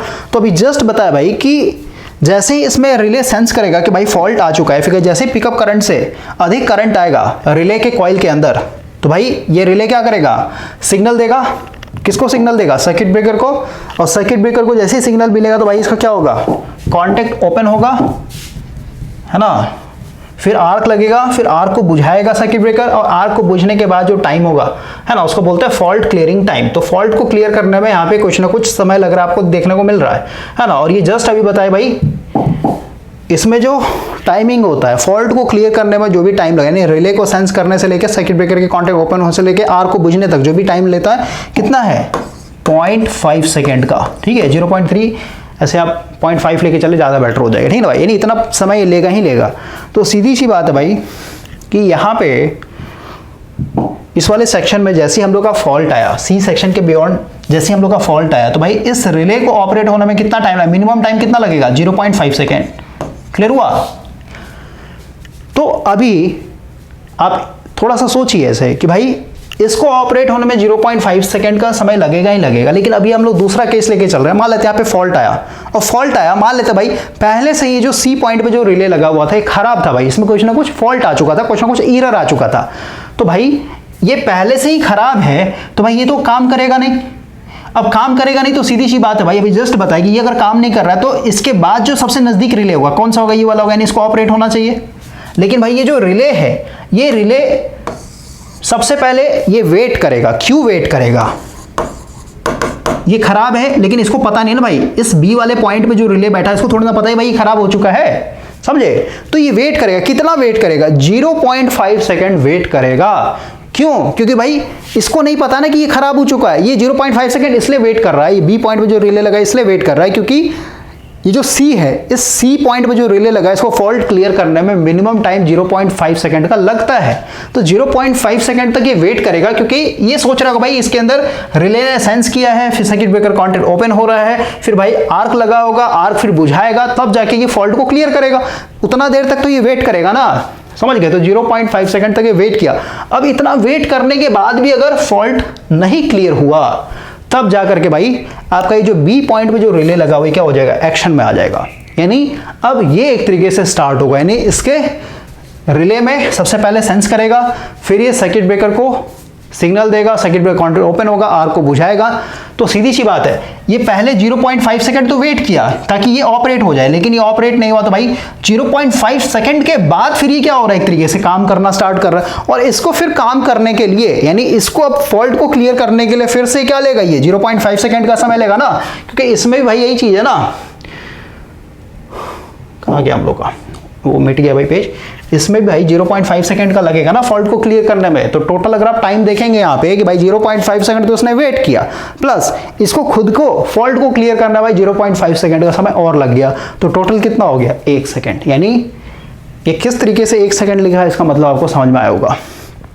अब जैसे मान लेते हैं किसी कारण ये भी फॉल्ट, यानी ये भी फेल हो गया भाई, ये भी खराब निकला, तब जाकर के अब समझिए, फिर समझा रहा हूं, ये खराब था तो भाई 0.5 सेकंड ये वेट किया, ठीक है, 0.5 सेकंड वेट किया, प्लस अगर ये सही रहता तो 0.5 सेकंड और समय लेता ये, तब जाकर ये पूरा फॉल्ट क्लियर करता। लेकिन भाई ये खुद खराब हो चुका है। इसका मतलब क्या हुआ कि भाई ये वाला जो रिले है ये सबसे पहले 1 सेकंड वेट करेगा, क्योंकि 1 सेकंड इसका ऑपरेटिंग टाइम है, इसको ऑपरेट होने में 1 सेकंड समय लगेगा ही लगेगा। तो भाई सबसे पहले जो ए पॉइंट पे रिले लगा 1 सेकंड तो वेट करेगा ही करेगा, क्योंकि ये टोटल इसका ऑपरेटिंग टाइम है ना। 0.5 सेकंड इसके लिए वेट कर रहा है, उसका खुद का 0.5 सेकंड ऑपरेटिंग टाइम है, तो वो 1 सेकंड तो खुद वेट करेगा। 1 सेकंड भाई अगर फॉल्ट क्लियर नहीं कर रहा है तब जाकर क्या करेगा, ये 1 सेकंड वेट करने के बाद फिर इसका जो खुद का फॉल्ट क्लियर करने में जो 0.5 सेकंड का जो समय लग रहा है वो, तो 1.5 सेकंड क्या हो गया, इसका ऑपरेटिंग टाइम हो गया। तो इस तरीके से भाई हम लोग यहाँ पे क्या कर रहे हैं, टाइम डिले डालते हैं। इसी को हम लोग बोल रहे हैं टाइम ग्रेडेड सिस्टम, यानी यहाँ पे हम लोगों ने टाइम को अलग अलग हिसाब से डिवाइड कर रखा है, यानी बांट रखा भाई। ओके, एक बार आप गूगल में जाके ग्रेडेड या फिर ग्रेडिंग का क्या मतलब होता है आप देख लीजिएगा, समझ में आ जाएगा, ठीक है, क्योंकि हर एक वर्ड को भाई हिंदी में समझाना मुश्किल हो जाता है। तो यही चीज़ आपका यहाँ पे लिखा हो, थोड़ा सा हम लोग पढ़ते हैं, थ्योरी पढ़ते हैं भाई। देखिए ठीक है, इसमें हम लोग definite time over current relay use करते हैं। इट स्टार्ट अ टाइमिंग, अब इसमें जस्ट बता, the operating time of the relay is adjust in the increasing order from the far end of the feeder. देख रहे हैं इधर से हम लोग का टाइम जो इंक्रीज करते जा रहा है, 0.5 इसका ऑपरेटिंग टाइम है, इसका 1 सेकेंड ऑपरेटिंग टाइम है, उसका 1 पॉइंट, तो इधर से हम लोग का इंक्रीजिंग ऑर्डर में टाइम क्रेडिट किया हुआ रहता है। ठीक है, आगे बढ़ते हैं। The difference in the time setting of the two adjacent relay usually kept 0.5 second. 0.5 second क्यों रखा जाता है, जैसे समझा दिया मैंने आपको, क्योंकि सर्किट ब्रेकर को फॉल्ट क्लियर करने में इतना टाइम लगता ही लगता है। ठीक है, this difference is to cover the operating time of the circuit breaker and the error in the relay and the CT. अभी जस्ट बताना भाई, 0.5 सेकंड जो है ये टाइम कहाँ पे यूटिलाइज हो रहा है, ये हो रहा है आपके सर्किट ब्रेकर को सेंस करने में, फिर फॉल्ट को क्लियर करने में। साथ ही साथ अगर मान लेते ये खराब निकला, ये खराब हो गया, तो भाई ये वेट कर रहा है ना 0.5 सेकंड, फिर वही है कि भाई एरर जो आ रहा है, फिर चाहे एरर रिले के अंदर हो सकता है, तो फिर सीटी के अंदर हो सकता है, दोनों में से किसी एक में हो सकता है। मान लो सीटी में ही एरर आ चुका है भाई, अब सीटी जो है आपका मेन करंट जो है रिले वाइंडिंग के अंदर डाल ही नहीं रहा, तो कहाँ से ऑपरेट हो जाएगा, है ना। तो सोचने वाली बात है। आगे बढ़ते हैं। विथ फास्ट सर्किट ब्रेकर, जैसे आज के डेट में भाई हम लोग अपने सर्किट ब्रेकर को और ज़्यादा फास्ट बना रखे हैं, है ना। तो अगर मान लेते हैं आपका सर्किट ब्रेकर और फास्ट है या फिर कहीं मॉडर्न है, तो भाई यहाँ पे जो डिले हम लोग डालते हैं कितना हो जाएगा, 0.5 सेकंड ना दे करके 0.4 सेकंड से लेके 0.3 सेकंड के बीच में रहता है। क्लियर हुआ। तो ये आपको समझ में आया टाइम ग्रेडेड होता क्या है। अब देखिए भाई, इसमें सबसे बड़ा डिमेरिट है।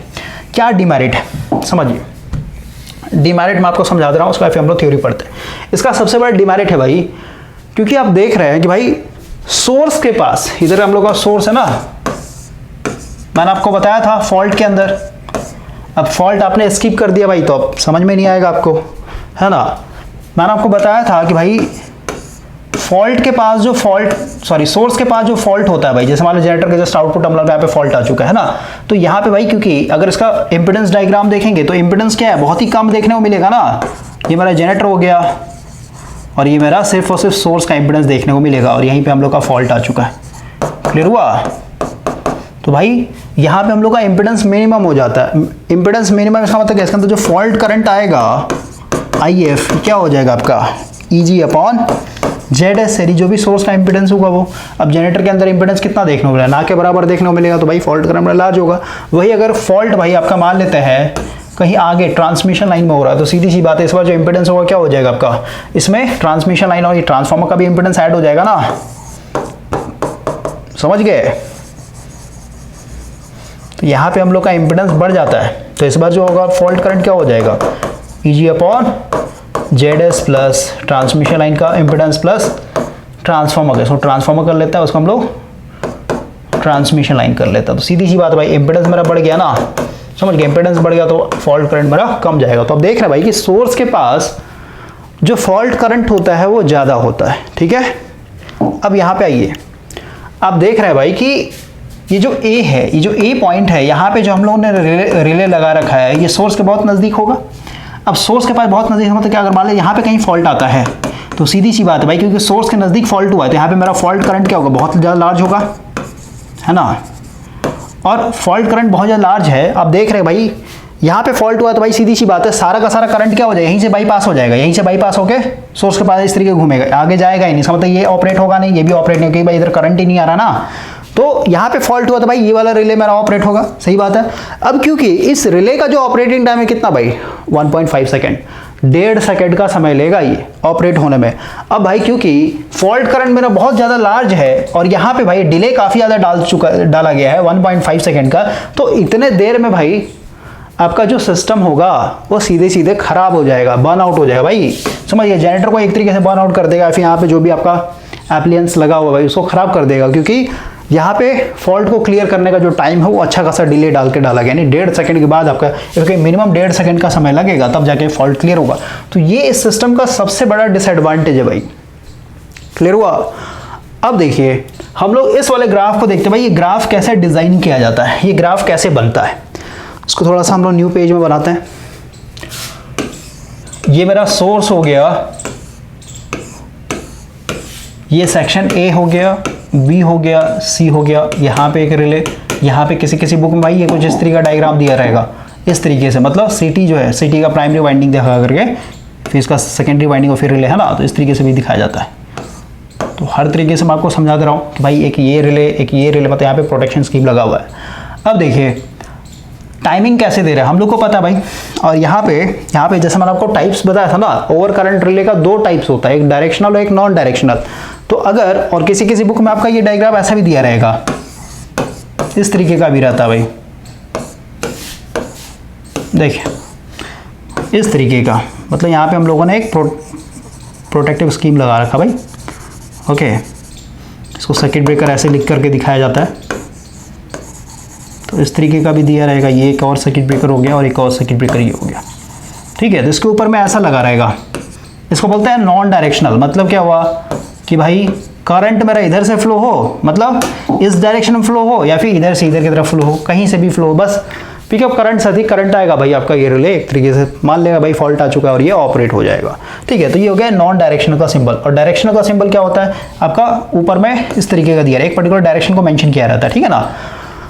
तो अभी हम लोग आते हैं भाई, ये भी डायग्राम सही है, ये भी डायग्राम सही है, किस तरीके से अभी आप दिखा सकते हैं भाई। तो अभी देखिए जो ग्राफ बनाया है टाइम डिले का, कैसे डालते हैं हम लोग। तो देखिए हम लोग का यहाँ पे जो रिले लगा हुआ है, मान लो नॉन डायरेक्शनल है, नॉन डायरेक्शनल है और ये भी नॉन डायरेक्शनल है।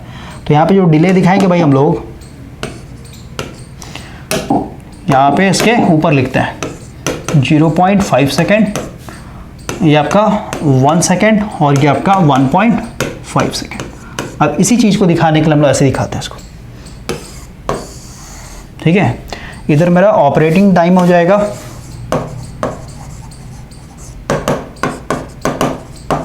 और इधर हम लोग डिस्टेंस दिखाते हैं, क्योंकि हम लोग सेक्शन जो बांट रहे भाई वो डिस्टेंस के हिसाब से बांट रहे हैं ना। तो यहाँ पे इसके जस्ट सामने मेरा सबसे कम ऑपरेटिंग टाइम है, ठीक है। उसके बाद यहाँ पे देखिए, है ना, कुछ इस तरीके से जाएगा, ओके।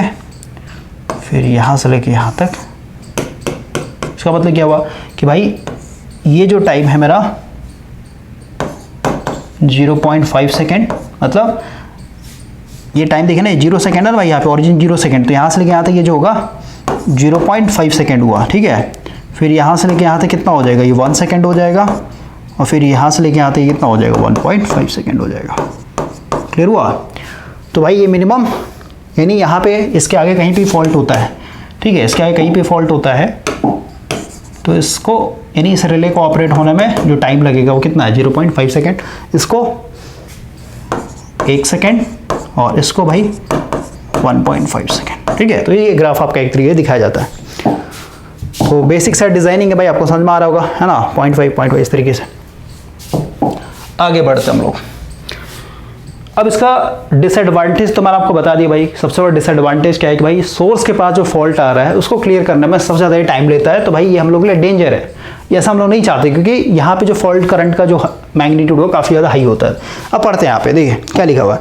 वर्किंग तो मैंने आपको ऑलरेडी समझा दिया भाई, लेकिन यही चीज़ यहाँ पे, when a fault occur beyond C all relay come into action. जैसे देखिए इसने क्या बोला, ये भी वर्किंग ही चल रहा है, बस बुक के साथ हम लोग सिंक्रोनाइज होकर पढ़ रहे हैं भाई। इसने बोला कि भाई सी के बियॉन्ड, मतलब मान लो यहाँ पे कहीं फॉल्ट हुआ, तो जैसे ही फॉल्ट हुआ तो सीधी सी बात है भाई, फॉल्ट करंट तो कहीं पीछे से आ रहा होगा ना, यानी इस रिले में भी करंट गया होगा, इसमें भी गया होगा, इसमें भी गया होगा, है ना, यानी सबके अंदर एक तरीके से फॉल्ट करंट जा रहा है। तो वही लिखा हुआ है, ऑल रिलेज कम इनटू एक्शन, सारे रिले जो है एक्शन में आ जाएंगे, यानी सारे रिले को पता चला फॉल्ट आया, ऐसे समझिए आप। लेकिन भाई इनका ऑपरेटिंग टाइम देखिए, ये 1.5 सेकेंड है, 1 सेकेंड है, 0.5 सेकेंड है। तो वही चीज यहाँ पे लिखा हुआ है ना, वही लिखा, all relay come into the action as the fault current flow through all of them. The least time setting is for the relay placed at C. सबसे कम समय किसका है, ऑपरेटिंग टाइम सबसे कम किसका है, सी वाले का। तो 0.5 सेकेंड के बाद ही क्या हो जाएगा, ये फॉल्ट को क्लियर कर देगा भाई। जैसे ही फॉल्ट को क्लियर करेगा तो सीधी सी बात है, आपका करंट आना बंद हो जाए। तो वही लिखा है ना, the least time setting is for the relay placed at the C, so it operate after 0.5 second. 0.5 second में ये पूरा क्या कर देगा, फॉल्ट को क्लियर कर देगा, and the fault is clear. Now the relay at A and B are reset. अब सीधी सी बात है भाई, फॉल्ट इसने क्लियर कर दिया तो ये दोनों क्या हो जाएंगे, शांत हो जाएंगे, है ना। शांत हो जाएंगे इसका मतलब क्या है, रीसेट हो जाएंगे भाई, अपने आप को फिर से ये रीसेट कर लेंगे, मतलब ये साइलेंट हो जाएंगे। क्लियर हुआ। आगे बढ़ते हैं। इफ द रिले और the circuit breaker at C fail, यहां पे मान लेते भाई फॉल्ट क्लियर करने में फेल हो गया किसी कारण, द फॉल्ट रिमेन्स अनक्लियर्ड, फॉल्ट अभी भी क्लियर नहीं हुआ है, ठीक है। तो सीधी सी बात है 0.5 सेकंड तक तो ये वेट करेगा बी वाला, है ना। तो 0.5 सेकंड के बाद फिर क्या हो जाएगा, ये एक्शन में आ जाएगा। तो वही लिखा हुआ है, in this situation after 1 second the relay B will operate, यानी 1 सेकंड के बाद ये ऑपरेट कर जाएगा और सर्किट ब्रेकर जो है ये फॉल्ट को क्लियर कर देगा। If the breaker B at है ना, बी पे जो ब्रेकर लगा ये भी फेल हो गया भाई, तो सीधी सी बात है 1.5 सेकंड के बाद क्या हो जाएगा आपका जो ए पॉइंट पे आपको ब्रेकर लगा यानी सर्किट ब्रेकर, ये एक तरीके से फॉल्ट को क्लियर कर देगा। क्लियर हुआ? टाइम ग्रेडेड सिस्टम क्या होता है और उसका डिसएडवांटेज क्या होता है भाई, ये भी मैंने आपको समझा दिया। यही चीज आपका यहाँ पे लिखा गया है, ये आपका डिसएडवांटेज है भाई, इसको आप लिख लीजिए, ठीक है। The drawback of this scheme is that for fault near the power source के नजदीक आता है, the operating time is more, यहाँ पे जो भाई ऑपरेटिंग टाइम है सर्किट ब्रेकर मोर है, ज्यादा है। If a fault occur near the power source it involve a large current, अगर पावर सोर्स के पास कहीं भी फॉल्ट आता है तो भाई करंट जो होगा बहुत लार्ज होगा, और सीधी सी बात है अगर इसको क्विकली यानी जल्दी से जल्दी क्लियर नहीं किया गया तो भाई आपके सिस्टम को डैमेज कर देगा, या फिर कहिए आपका जो स्टेबिलिटी है भाई वो एक तरीके से डिस्टर्ब हो जाएगा। क्लियर हुआ? But this scheme takes longest time, मतलब पावर सोर्स के पास जो भी फॉल्ट आ रहा है उस फॉल्ट को क्लियर करना है भाई ये काफी ज्यादा टाइम लेता है ना, तो क्लियर करने में भाई अच्छा खासा टाइम ले रहा है, which is undesirable because the heaviest fault is the most destructive. जितना ज्यादा लार्ज करंट होगा उतना ही ज्यादा, हम लोगों ने इसको शॉर्ट सर्किट एम्बियंस समझा था भाई कि शॉर्ट सर्किट एम्बियंस जितना ज्यादा होता है वो उतना ही सीवियर फॉल्ट होता है, यानी उतना ही डेंजरस फॉल्ट होता है भाई, है ना। तो आगे पढ़िए, this scheme is suitable for a system where impedance, अब देखिए इम्पिडेंस के ब्रैकेट में डिस्टेंस लिखा हो भाई, क्योंकि जब आप ट्रांसमिशन लाइन पढ़ेंगे तो ट्रांसमिशन लाइन में आप पढ़ेंगे भाई हम लोग का जो सिस्टम होता है वो डिस्ट्रीब्यूटेड होता है। डिस्ट्रीब्यूटेड क्या मतलब क्या, जो भी आपका रेजिस्टेंस है, इंडक्टेंस है, कैपेसिटेंस है वो लेंथ के हिसाब से डिस्ट्रीब्यूटेड होता है भाई, वो लंप्ड नहीं होता, एक जगह नहीं रहता पूरा पूरा। आपका मान लेते हैं 500 किलोमीटर लंबा ट्रांसमिशन लाइन है भाई, तो पूरा का पूरा रेजिस्टेंस क्या लेंथ के हिसाब से बटा हुआ है ना, समझ गए। तो जो भी आप ट्रांसमिशन लाइन का इंपेडेंस कैलकुलेट करेंगे वो डिस्टेंस के हिसाब से किया जाता है भाई। जैसे मान लेते हैं 1 किलोमीटर लंबे लाइन का जो रेजिस्टेंस मान लेते हैं 10 ओम है, तो भाई 500 किलोमीटर अगर लंबा हो तो उसका कैसे होता है ना, तो निकाल सकते हैं यूनिटी मेथड से भाई 1 किलोमीटर कितना तो 500 में कितना, है ना। क्लियर हो रहा है? तो इंपेडेंस जो होता है वो डिस्टेंस का एक तरीके से पार्ट होता है, डिस्टेंस के हिसाब से आपका इंपेडेंस एक तरीके डिस्ट्रीब्यूटेड होता है, ठीक है। तो ये लिखा हुआ है this scheme is suitable for a system where the impedance between the subsection, है ना, impedance between the substation is low, या फिर ये जो सेक्शन हम लोग बांट रखा है उनके बीच में लो होना चाहिए। It means that the fault current is practically same if a fault occur on any section of the feeder. इसका मतलब क्या हुआ कि भाई हम लोग इसको वहीं पे यूज कर सकते हैं जहां पे हर एक सेक्शन का जो इंपेडेंस हो, ये सेक्शन हो गया, ये सेक्शन हो गया, ये सेक्शन हो, हर एक सेक्शन का अगर इंपेडेंस मिनिमम मतलब सेम होगा भाई। पहले अब ड्रॉबैक समझिए ना, ड्रॉबैक क्या है भाई, ड्रॉबैक है कि भाई नजदीक वाला फॉल्ट जो है इसको क्लियर करने में बहुत ज़्यादा टाइम ले रहा है, और बहुत ज़्यादा टाइम ले रहा है, तो भाई प्रॉब्लम क्या है, प्रॉब्लम ये है कि नजदीक वाले फॉल्ट में जो फॉल्ट करंट आ रहा है काफी ज्यादा लार्ज है ना, वेरी लार्ज। अब ये लार्ज करंट क्या कर सकता है, आपके सिस्टम को तुरंत डैमेज कर देगा, ये सबसे बड़ा डिसएडवांटेज था।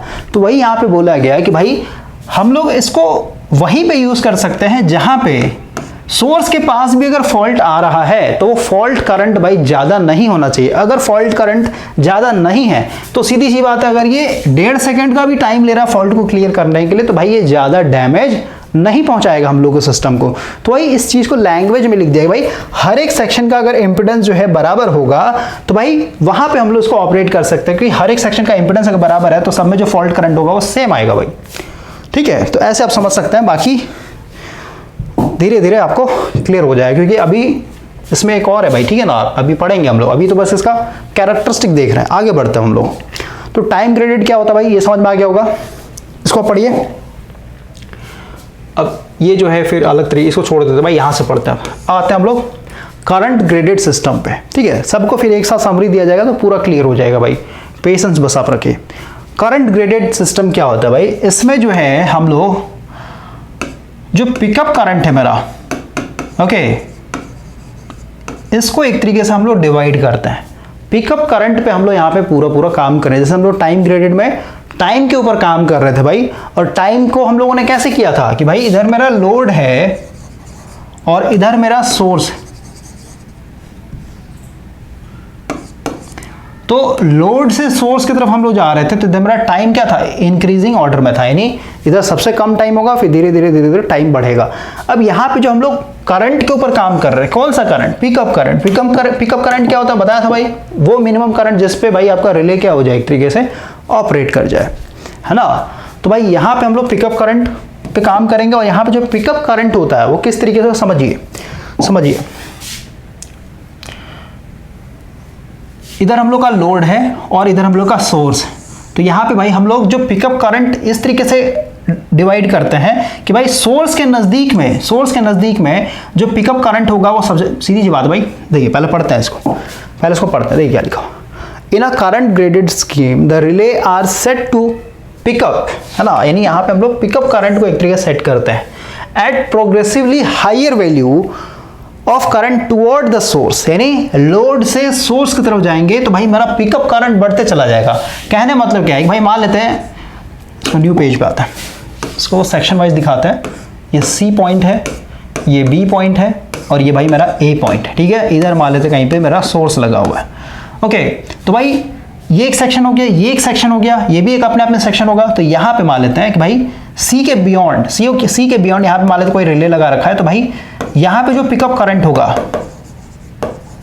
ये मान लेते भाई मेरा 5 एम्पियर है, यानी 5 एम्पियर से अधिक करंट आएगा तब ये ऑपरेट हो जाएगा, ठीक है। यहाँ पे जो हम लोग रिले लगा रखा है, यहाँ पे जो पिकअप करंट ये मान लेते मेरा 10 एम्पियर, क्लियर हुआ। नहीं, लोड से सोर्स तरफ आएंगे तो पिकअप करंट जो भाई मेरा बढ़ना चाहिए, ठीक है। बढ़ते क्रम में हम लोग यहाँ पे एडजस्ट करते हैं, और पिकअप करंट तो भाई हम लोग चेंज कर सकते हैं ना। कैसे चेंज कर सकते हैं ये सब आप सोचिए खुद से, क्योंकि भाई कॉइल है, मैग्नेटिक कॉइल है ना। अब कॉइल में भाई फ्लक्स को आप एडजस्ट कर सकते हैं, फ्लक्स को चेंज करें, नंबर ऑफ टर्न्स को चेंज करें, है ना, इस तरीके से कर सकते हैं। तो ये सब संभाल 15 एम्पियर। तो वही यहाँ पे लैंग्वेज लिखा है भाई, सोर्स से लोड से सोर्स तरफ आएंगे तो भाई यहाँ पे मेरा पिकअप करंट का वैल्यू ज़्यादा होना चाहिए, ओके। अब इसका वर्किंग समझेंगे तो समझ में आया ऐसा क्यों करते हैं भाई। तो ये यहाँ पे लिखा the relay employed in this scheme are, sorry यहाँ से पढ़ रहा था ना, the relay are set to pick up at progressively higher value of the current toward the source. जैसे जैसे सोर्स तरफ बढ़ेंगे वैसे मेरा पिकअप करंट का वैल्यू बढ़ना चाहिए। The relay employed in this scheme are high set या फिर हाई स्पीड, हाई सेट को हाई स्पीड बोलते हैं। यहाँ पे हम लोग जो रिले यूज करते हैं instantaneous over current relay use किया जाता है भाई। करंट ग्रेडेड सिस्टम में जो रिले यूज होता है ये हम लोग का इंस्टेंटेनियस ओवर करंट रिले, और टाइम ग्रेडेड में क्या था, डेफिनेट वाला, ठीक है, definite time over current relay, ठीक है। आगे बढ़ते हैं। The operating time is kept the same for all relay used for the, सीधी सी बात है भाई, हम लोग को पता है जो इंस्टेंटेनियस ओवर करंट रिले है इसमें हम लोग एक्स्ट्रा शिफ्ट यानी एक्स्ट्रा टाइम का डिले नहीं डाल सकते भाई, इसमें टाइम डिले नहीं होता है। इसमें क्या है कि भाई सीधी सी बात है, जैसे ही पिकअप करंट से अधिक करंट आएगा भाई आपका ये रिले ऑपरेट हो जाएगा। इसका नाम में ही छुपा हुआ है ना, ऑपरेटिंग टाइम का कौन सा, इंस्टेंटेनियस ओवर करंट रिले, मतलब पिकअप करंट से जैसे ही अधिक वैल्यू आएगा भाई ये ऑपरेट हो जाएगा। तो वही लिखा हुआ है द ऑपरेटिंग टाइम। देखिए पिकअप करंट से अधिक अगर करंट आ गया तो भाई रिले ऑपरेट हो जाएगा। इसका मतलब क्या है कि भाई यहाँ पे 5 एम्पियर मैंने बोला, तो 5 एम्पियर से अधिक करंट आएगा तो भाई ऑपरेट हो जाएगा। अब इसका ऑपरेटिंग टाइम क्या होगा भाई, ऑपरेटिंग टाइम मतलब क्या, फॉल्ट क्लियरिंग टाइम। तो फॉल्ट क्लियर करने में जो टाइम लेता है कितना लेता है, 0.5 सेकंड, यानी 0.5 सेकंड क्या हो गया इसका ऑपरेटिंग टाइम हो गया भाई। यहाँ पे देखिए, यहाँ पे क्या है भाई, जैसे ही मेरा 10 एम्पियर से अधिक पिकअप करंट आ जाएगा या फिर 10 एम्पियर बराबर आ जाएगा रिले कॉइल के अंदर तो भाई ऑपरेट हो जाएगा। तो इसका ऑपरेटिंग टाइम क्या है, फॉल्ट क्लियरिंग का जो टाइम होगा भाई इसका ऑपरेटिंग टाइम इसका क्या है, ये भी 0.5 सेकंड ही लेगा। इसमें 15 एम्पियर से अधिक करंट आएगा तो सीधी जो ऑपरेट हो जाएगा, यानी ये भी 0.5 सेकंड का ही समय लेगा। तो देख रहे हैं सबका यहाँ पे ऑपरेटिंग टाइम क्या है, सेम है भाई, ठीक है। बस हम लोगों ने यहाँ पे करंट को एक तरीके से क्या कर रखा है, डिफरेंट डिवाइड किया हुआ। तो ये ऑपरेटिंग टाइम यहाँ से पढ़िए, the operating time is kept the same for all relay use to protect the different section of the feeder as shown in the figure 5.6। ये वाले फिगर को बता रहा है, अभी क्या होता है समझाऊंगा मैं आपको। आगे बढ़ते हैं। The current setting for a relay correspond to the fault current level for the feeder section to be protected. अब देखिए इंपॉर्टेंट लाइन इसने क्या बोला कि भाई यहाँ पे जो हम लोग का करंट सेटिंग है, क्योंकि भाई पिकअप करंट मतलब क्या, करंट सेटिंग करके तो पिकअप करंट को हम लोग डिसाइड करते हैं भाई। तो यहाँ पे जो भी हम लोग पिकअप करंट एडजस्ट करेंगे या फिर सेट करेंगे वो फॉल्ट लेवल के कॉरस्पॉन्डिंग होना चाहिए, फॉल्ट लेवल के हिसाब से हम लोग करते हैं भाई। अब आप देखिए, क्योंकि हम लोग को पता है कि भाई इस सेक्शन में कहीं पे फॉल्ट हुआ, ए और बी के बीच में कहीं पे फॉल्ट हुआ, तो हम लोग को पता भाई कि ये सोर्स के काफी नजदीक है, सोर्स के काफी नजदीक है, मतलब फॉल्ट करंट ज्यादा होगा। फॉल्ट करंट ज्यादा हो तो भाई सीधी सी बात हम लोगों ने पिकअप करंट को भी क्या कर रखा है, उसी हिसाब से, यानी फॉल्ट लेवल के हिसाब से इसको बढ़ा के डाल रखा है। यहाँ पे अगर आप देखेंगे तो सीधी सी बात है, जो फॉल्ट करंट यहाँ पे देखने को मिलेगा, क्योंकि भाई ये सोर्स से थोड़ा दूर है तो इंपेडेंस ज्यादा हो जाएगा, इंपेडेंस ज्यादा हो तो फॉल्ट करंट कम हो, तो सीधे पिकअप करंट भी क्या कर रखा है हम लोगों ने, इसके मुकाबले इसको कम कर रखा है। और अगर आप देखेंगे लोड साइड में, मतलब बहुत दूर हुआ है, तो भाई यहाँ पे जो फॉल्ट करंट वो काफी कम होगा, तो उसके हिसाब से हम लोगों ने पिकअप करंट को एडजस्ट किया हुआ है 5 एम्पियर। तो फॉल्ट करंट लेवल के हिसाब से हम लोग यहाँ पे क्या कर रहे हैं, पिकअप करंट को एडजस्ट करते हैं भाई। आगे बढ़ते हैं, अब हम लोग आइडियल केस पढ़ते हैं सबसे पहले, क्योंकि आइडियल केस हम लोग का इजी होता है। तो आइडियल केस में क्या बोल रहा है the relay at B should trip for fault anywhere between B and C. इसने क्या बोला कि भाई यहाँ पे भाई मान लेते हमारा रिले लगा हुआ है, तो इधर कहीं पे फॉल्ट होता है, यानी बी और सी सेक्शन पे कहीं पे फॉल्ट होता है, तो भाई सीधी सी बात है यार, इधर मेरा सोर्स है तो करंट मेरा क्या हो जाए, ऐसी बाईपास हो जाएगा ना इधर ही से, इधर तो जाएगा नहीं, यानी तो ऑपरेट होगा नहीं कभी भी, ये ऑपरेट नहीं होगा, तो ऑपरेट कौन सा होगा, ये बी वाला ऑपरेट होना चाहिए। तो ये लिखा हुआ है the relay at B should trip for fault anywhere between B and C. Anywhere मतलब बी और सी में इधर हो सकता है, इधर कहीं पे फॉल्ट होगा, तो भाई ये वाला मेरा ऑपरेट होगा, ठीक है, बी वाला। आइडियल केस है कि भाई इस तरीके से काम करना चाहिए। आगे बढ़ते हैं, but it should not operate for fault beyond C. अगर फॉल्ट जो है भाई सी के बियॉन्ड आता है, यानी सी के आगे आता है, इधर कहीं पे फॉल्ट होता है, तो भाई ये फिर ऑपरेट नहीं होना चाहिए। कौन ऑपरेट होगा, ये वाला ऑपरेट होना चाहिए, क्योंकि भाई इस फॉल्ट के सबसे नजदीक ये है ना। तो ये लिखा हुआ है should not operate for the fault beyond C. Similarly the relay A should trip for a fault between A and B. अगर आपका ए और बी सेक्शन के बीच में कहीं पे फॉल्ट होता है, तो भाई पूरा करंट क्या हो जाए, इधर ही से बाईपास हो जाएगा, है ना। तो भाई इधर करंट जा ही नहीं रहती, ऑपरेट होगा नहीं, ये भी ऑपरेट नहीं हो, तो कौन सा ऑपरेट होना चाहिए, ये वाला ए पॉइंट पे जो लगा वो। तो ये कि भाई A should trip the fault. आगे बढ़ते हैं, the relay at C should trip fault for beyond C. ये वाला कब ऑपरेट होगा, जब भाई सी के बियॉन्ड, यानी इधर कहीं पे फॉल्ट होता है, तब जाके भाई ये मेरा ऑपरेट होगा। क्लियर हुआ। और हर एक सेक्शन में भाई जो फॉल्ट करंट होगा वो अलग अलग होगा। यहाँ पे हुआ तो फॉल्ट करंट सबसे ज्यादा होगा, इसमें होगा तो फॉल्ट करंट थोड़ा कम होगा, इसमें होगा तो भाई फॉल्ट करंट थोड़ा सा और कम होगा, क्योंकि इंपेडेंस आपका वेरी कर रहा है डिस्टेंस के हिसाब से। तो ये तो हो गया आइडियल कि भाई इस तरीके से ऑपरेट होना चाहिए। लेकिन अब हम लोग प्रैक्टिकली आते हैं कि भाई प्रैक्टिकली ये पॉसिबल है या नहीं है। तो इसने देखिए क्या बोला, this ideal operation is not achieved, यानी ये आइडियल ऑपरेशन हम अचीव नहीं कर पाते हैं due to the following reasons. क्या क्या रीजंस हैं इसको समझते हैं पहले। इसने क्या बोला भाई, the relay at A is not able to differentiate between the fault very close to B which may be on either side of the B. देखिए इसने क्या बोला कि भाई ये जो ए सेक्शन में, पता नहीं आपको दिख रहा है नहीं दिख रहा भाई, और जूम करते हैं, एक मिनट, सही है। देखिए इसने बोला कि भाई ये जो यहाँ पे अपने रिले लगा रखा है, अब मान लेते हैं फॉल्ट जो आ रहा है भाई, अब हो सकता है फॉल्ट जो भाई इधर हो सकता है, यानी बी के इधर इस साइड लेफ्ट साइड हो सकता है, या फिर कहिए बी के जस्ट राइट साइड हो सकता है ना, इधर भी हो सकता है इधर भी हो सकता है। तो प्रैक्टिकल लाइफ में हम लोग का जो रिले लगा हुआ है ये डिस्क्रिमिनेट नहीं कर पाता है भाई कि फॉल्ट जो है मेरा बी के लेफ्ट साइड में हुआ है या फिर कहिए बी के जस्ट राइट साइड में हुआ है। बहुत मुश्किल है, क्योंकि भाई इनके बीच में जो डिस्टेंस है बहुत कम है। समझ में आया।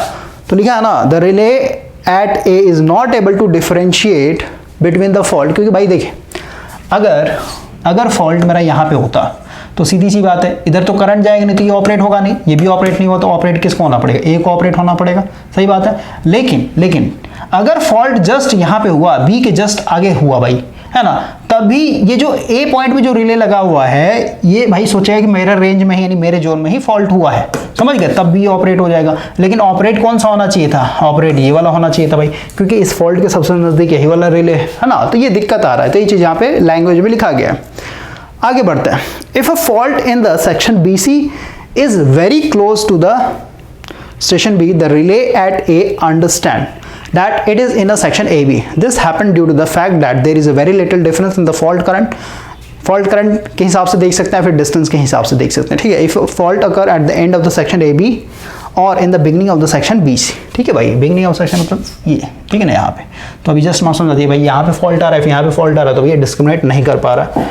दूसरा, the magnitude of the fault current can not be accurately determined has all the parameter may not be known. अब जो भी हम लोग फॉल्ट करंट के हिसाब से जो हम लोगों ने किया हुआ ना, तो भाई फॉल्ट करंट बिल्कुल 100% एक्यूरेट मेजर करना हम लोग के लिए चैलेंजिंग है ना, पॉसिबल नहीं है प्रैक्टिकल लाइफ में, है ना। तो ये भी प्रॉब्लम देखने को मिलता है। आगे, during a fault there is a transient condition and the performance of the relay is not accurate.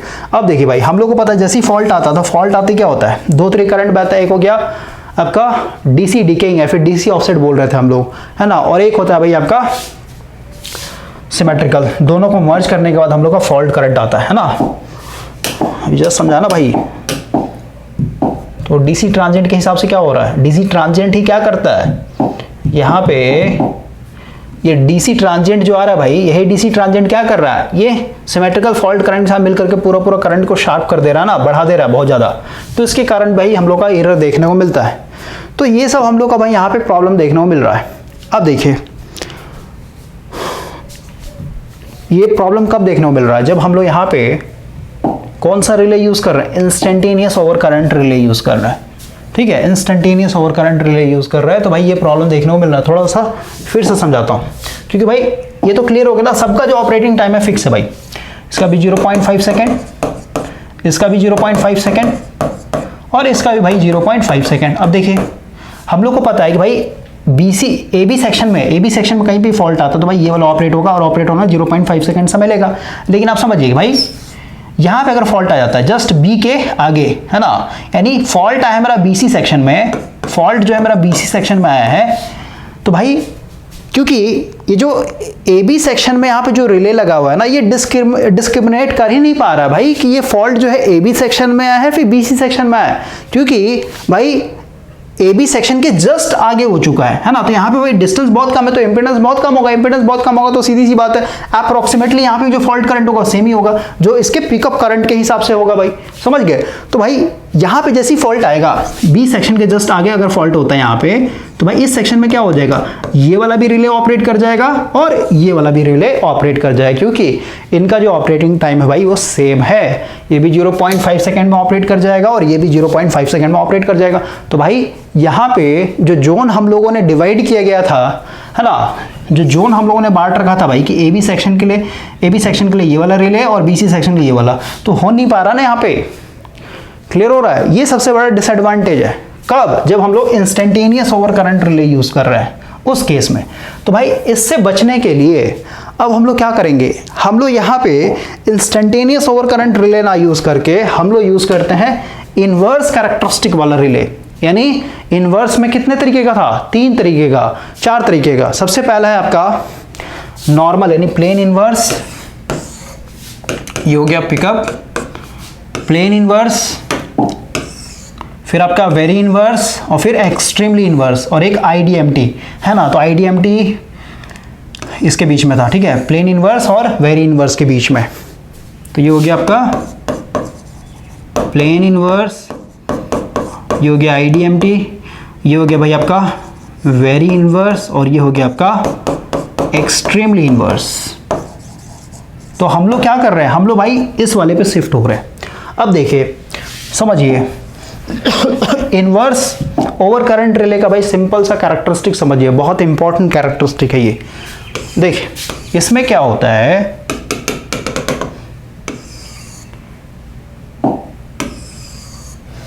इसमें क्या होता है भाई कि अगर आप, ये तो मेरा पिकअप करंट हो गया, IP पिकअप कर दे रहा हूं शॉर्टकट में, ओके।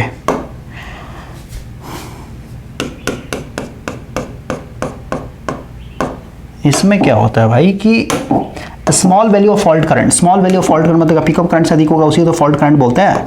तो यहां से लेके यहां तक मान लेते हैं, ठीक है, ये रेंज, ओके। ये रेंज, जिसको मैंने बोला कि भाई small value of fault current है मेरा। तो यहां तक जो है ये इनवर्स कैरेक्टरिस्टिक शो करता है, देख रहे हैं ना, इनवर्स कैरेक्टरिस्टिक भाई जैसे से मेरा करंट बढ़ रहा है ना, जैसे से मेरा करंट बढ़ रहा है, देख रहे हैं ना, इस इतने करंट के लिए,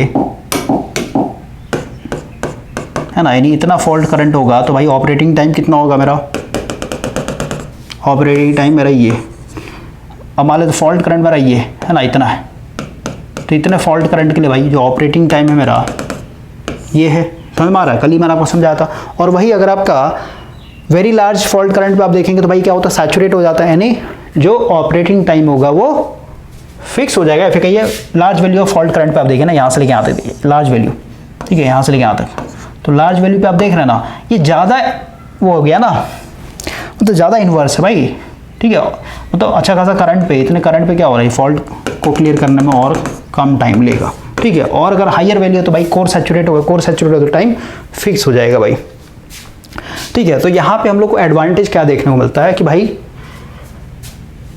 इसमें हम लोग ये डिफरेंशिएशन, देखिए इसको ऐसे समझ सकते हैं, इसको ऐसे समझिए आप, तो मान लेते भाई मैं यहाँ पे 2 फॉल्ट करके दिखा रहा हूँ, एक फॉल्ट ये हो गया, ठीक है, मान लेते मेरा फर्स्ट फॉल्ट करंट है और ये मान लेते मेरा दूसरा फॉल्ट करंट है, ठीक है। तो इस केस में दोनों फॉल्ट करंट के लिए भाई अलग अलग ऑपरेटिंग टाइम आ रहा है कि नहीं भाई, इतने फॉल्ट करंट पे आपका जो ऑपरेटिंग टाइम है इतना है, ठीक है, और जब फॉल्ट करंट मेरा इतना आया तो भाई जो ऑपरेटिंग टाइम है मेरा ये कितना है, इतना है। तो आप देख रहे हैं भाई इन दोनों के बीच में जो ऑपरेटिंग टाइम का जो डिफरेंस आ रहा है, इतना का गैपिंग हो जा रहा है, ठीक है, इतना टाइम डिफरेंस आ रहा है, ठीक है। तो इसको अब हम लोग यहाँ पे यूज़ करेंगे इस चीज़ को शॉर्ट आउट करने के लिए। यहाँ पे प्रॉब्लम क्या देखने को मिल रहा था, प्रॉब्लम जो फेस करने को मिल रहा है भाई कि फॉल्ट जो है भाई मेरा बी सेक्शन के आगे या फिर बी सेक्शन के पीछे है, ये वाला जो रिले है सेंस नहीं कर पा रहा है ना। तो अभी हम लोग यहाँ से पढ़ते हैं, लिखा है ना कि भाई प्रैक्टिकल लाइफ में ये पॉसिबल नहीं हो पाता है। क्यों नहीं हो पाता, तो भाई यहाँ पे सबसे पहले तो जो ट्रांजिएंट कंडीशन जो डीसी ऑफसेट इसके कारण भी है ना, वही लिखा था, performance of the instantaneous over current relay affected by the DC component of the transient. DC भाई जो फॉल्ट करंट आ रहा है इसमें 2 कंपोनेंट है ना, एक एसी कंपोनेंट और एक डीसी कंपोनेंट। डीसी कंपोनेंट की तो हम लोग डीसी ऑफसेट बोल रहे थे, तो इसके कारण ये सब प्रॉब्लम देखने को मिल रहा है भाई, ठीक है। अब हम लोग क्या कर रहे हैं, अब हम लोग भाई यहाँ पे इंस्टेंटेनियस रिले ना यूज करके अब हम लोग भाई यहाँ पे यूज कर रहे हैं, लिखा है ना, कंबाइंड इंस्टेंटेनियस एंड आईडीएमटी रिले, यानी यहाँ पे हम लोग inverse definite minimum time relay एक तरीके से यूज करेंगे। इसका देखते हैं, इंस्टेंटेनियस तो मैंने को समझा दिया, अब इसको यूज करने से कैसे हम लोग भाई बच पाते हैं, है ना, इस चीज को समझते हैं। इसके बाद हम लोग का लास्ट रहेगा combination of current and time grading. तो देखिए भाई ये वाला ग्राफ हम लोग को समझना ना, ये ग्राफ समझना भाई, इसी ग्राफ में पूरा पूरा कॉन्सेप्ट छुपा हुआ है, ये वाला। इसको मैं बैठाता हूं, तो आप सीधे सीधे ये समझ लीजिए कि भाई करंट ग्रेडिंग जब भी आप पढ़ेंगे तो करंट ग्रेडिंग में हम लोग ज़्यादातर जो है इनवर्स कैरेक्टरिस्टिक यूज़ करते हैं, ठीक है। और इनवर्स कैरेक्टरिस्टिक में भी कौन सा, जैसे 3 तरीके के है ना, 4 तरीके के, एक प्लेन इनवर्स हो गया, फिर वेरी इनवर्स, एक्सट्रीमली इनवर्स और एक आपका आईडीएमटी। तो आईडीएमटी हम लोग आईडीएमटी ओवर करंट रिले एक तरीके से यूज़ करेंगे, किसमें, करंट ग्रेडेड सिस्टम में। अभी कैसे काम करता है समझते हो, ये ग्राफ आपको क्या बताता है इसको मैं समझाता हूँ यहाँ पे। जो देखिए भाई, जैसे मान लेते हैं हम लोग का ये सेक्शन बाय ABC है ना, ये सेक्शन वाइज है, तो इसका अलग बनाना पड़ेगा यार ग्राफ। देखिए इधर हम लोग बनाते हैं,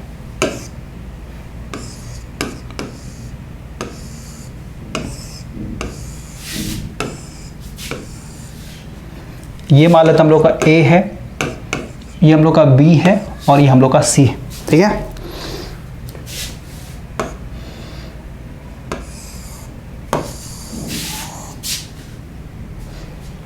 ये हम लोग का, इसको और थोड़ा सा हम लोग पीछे करते हैं, देखिए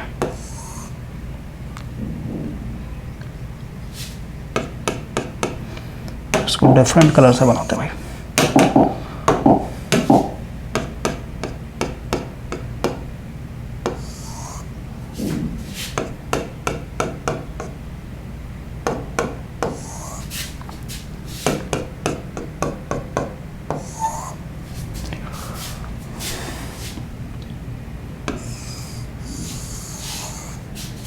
ये हो गया मेरा ऑपरेटिंग टाइम, और इधर हम लोग दिखा देते हैं भाई मेरा डिस्टेंस है ये। और आपको यहाँ पे ये भी समझ में आएगा, एक मिनट भाई पेन गिर गया, देखिए इसमें भाई आपको ये भी समझ में आ जाएगा, जैसे जो हम लोगों ने इंस्टेंटेनियस रिले यूज़ किया था ना यहाँ पे, देखिए इंस्टेंटेनियस रिले यूज़ करने से यहाँ पे हम लोग का एक प्रॉब्लम तो सॉल्व हो जा रहा है।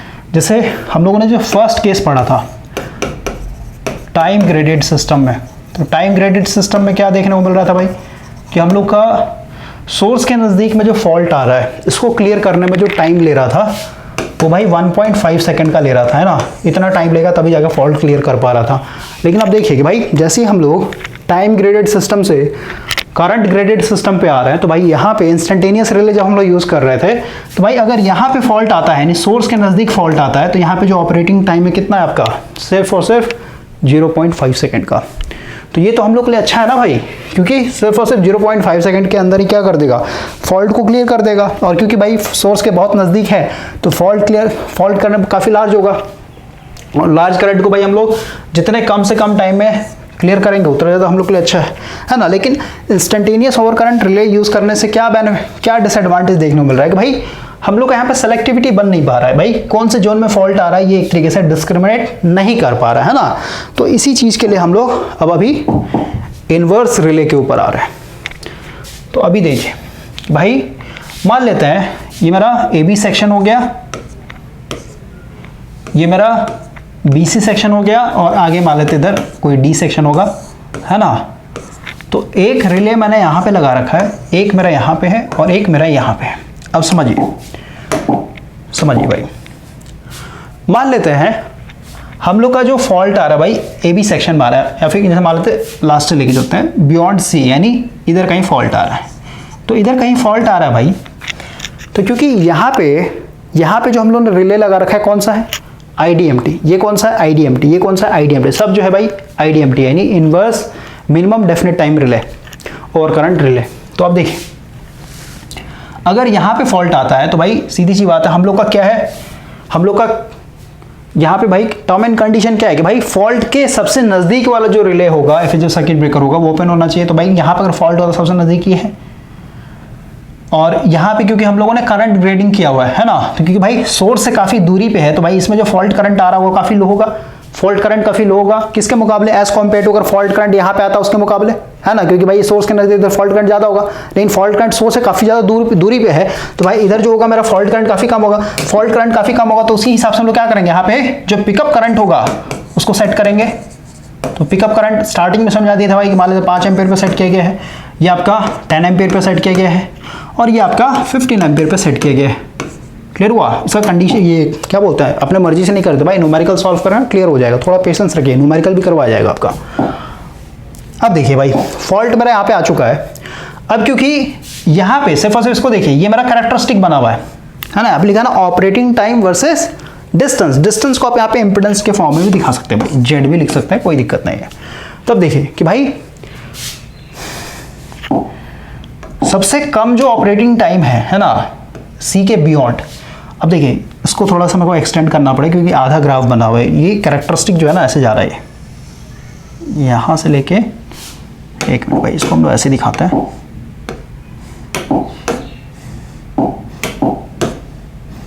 ये कुछ ऐसे जा रहा है, ठीक है, और दिखाते हैं ऐसे।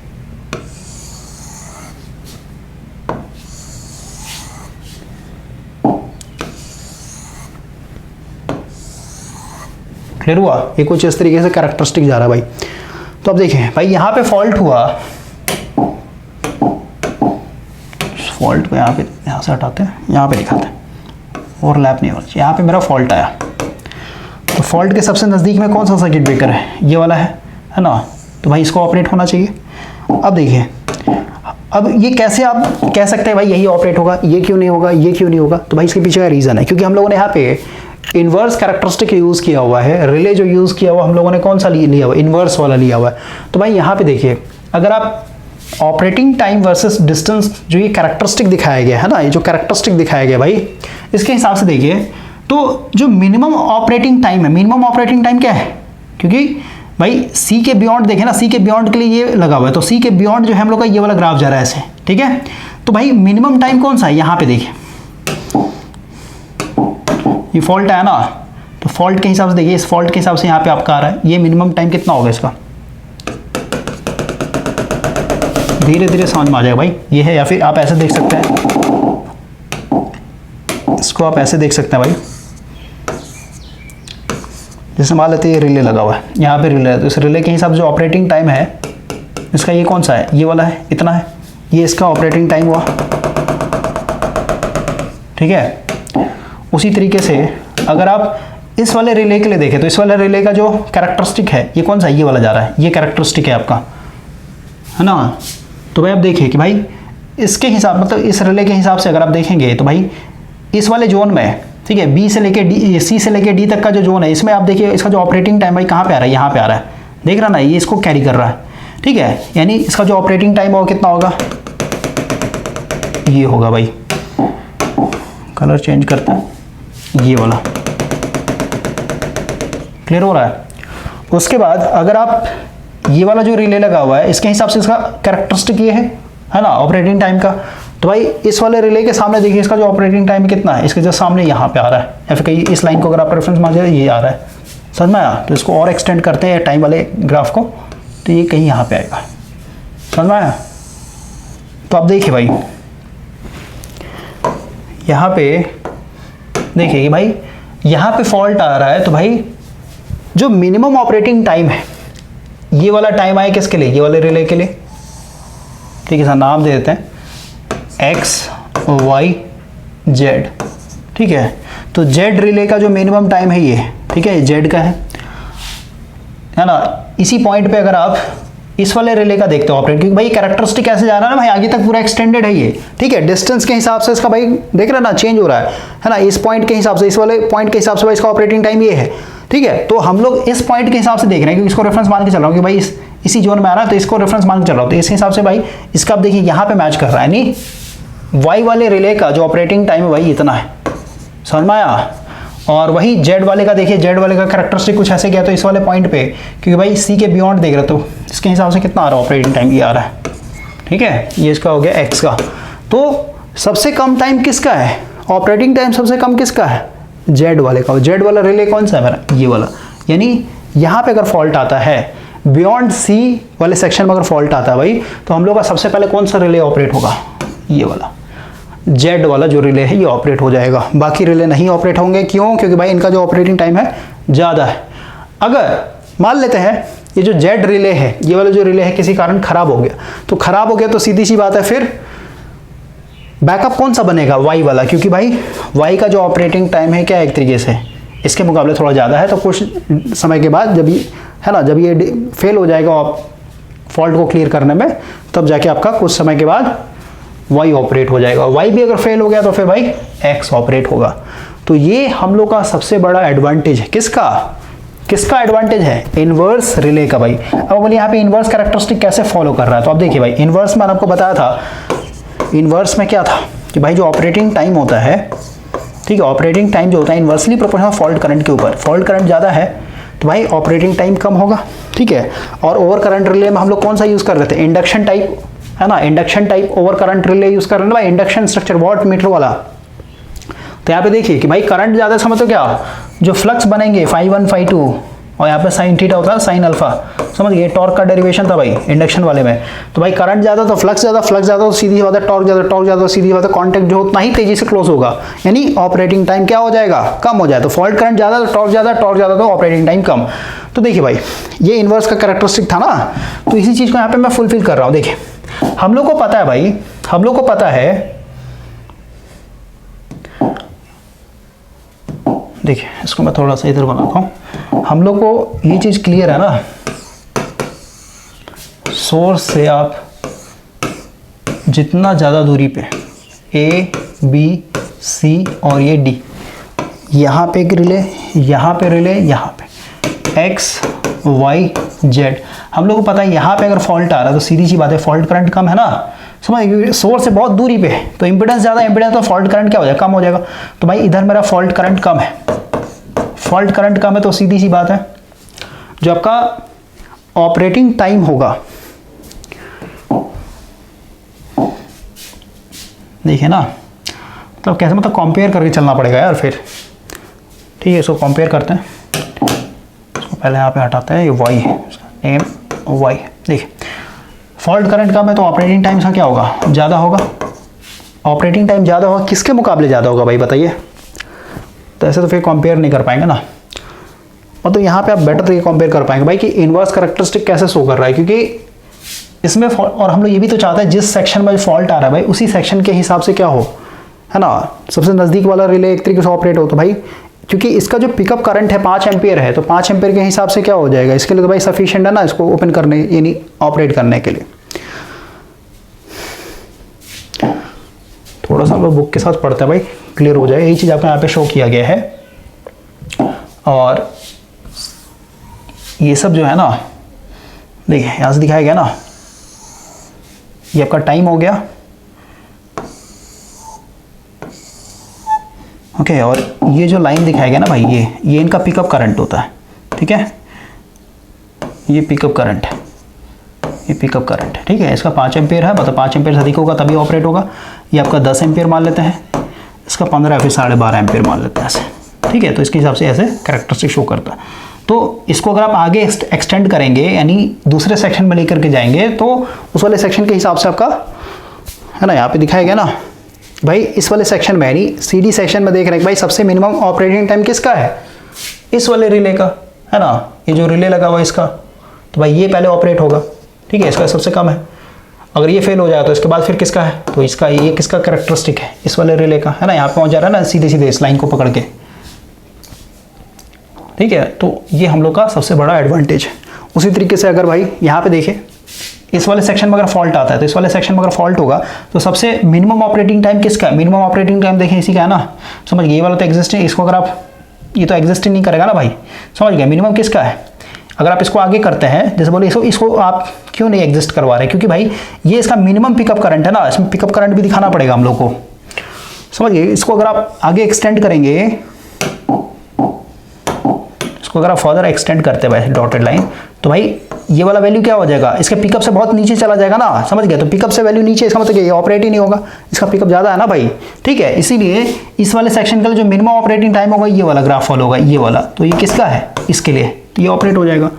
उसी तरीके से अगर आपका इस सेक्शन में फॉल्ट आता है, तो भाई यहाँ पे आप देखिए सबसे मिनिमम ऑपरेटिंग टाइम किसका है, इसका, ये वाला तो एग्जिस्ट नहीं करेगा, इसका पिकअप से ही नीचे चला जा रहा है करंट, ये वाला भी एग्जिस्ट नहीं करेगा, तो बचेगा कैसे, फंसी हुई, तो ये ऑपरेट हो जाएगा, समझ गए। तो इस तरीके से हम लोग यहाँ पे करंट ग्रेडिंग यूज़ करते हैं। अब हम लोग थ्योरी पढ़ते हैं भाई, समझा दिया मैंने आपको।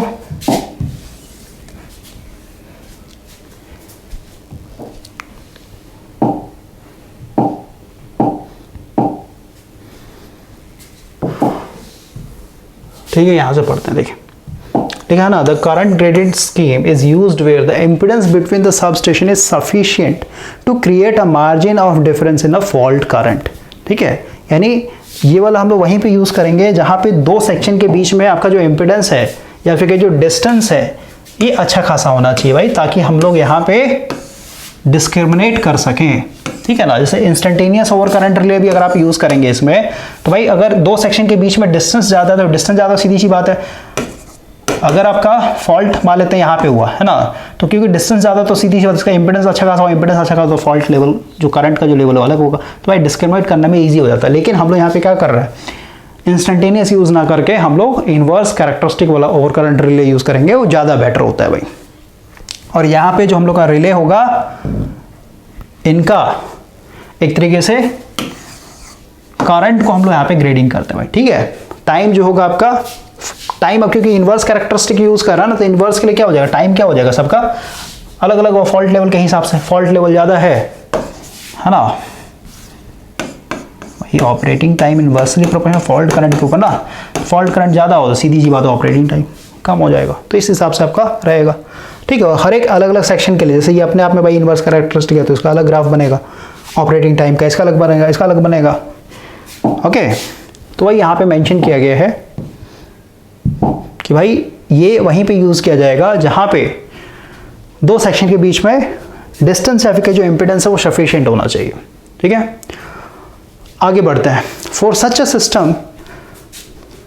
सिस्टम जेड एस का मतलब होता है सोर्स इम्पीडेंस भाई, ये जेड एस है, ठीक है। Source impedance is smaller compare to Z1, the advantage of this system as compare, अब इसका मतलब क्या हुआ, जेड एस और Z1 को यहाँ पे इंट्रोड्यूस करने का क्या मतलब है, अभी समझ में आएगा, अभी जो नेक्स्ट पढ़ेंगे ना उसमें समझ में आएगा आपका, ठीक है। The advantage of this system as compare to the time graded is that the operating time is less near the power source.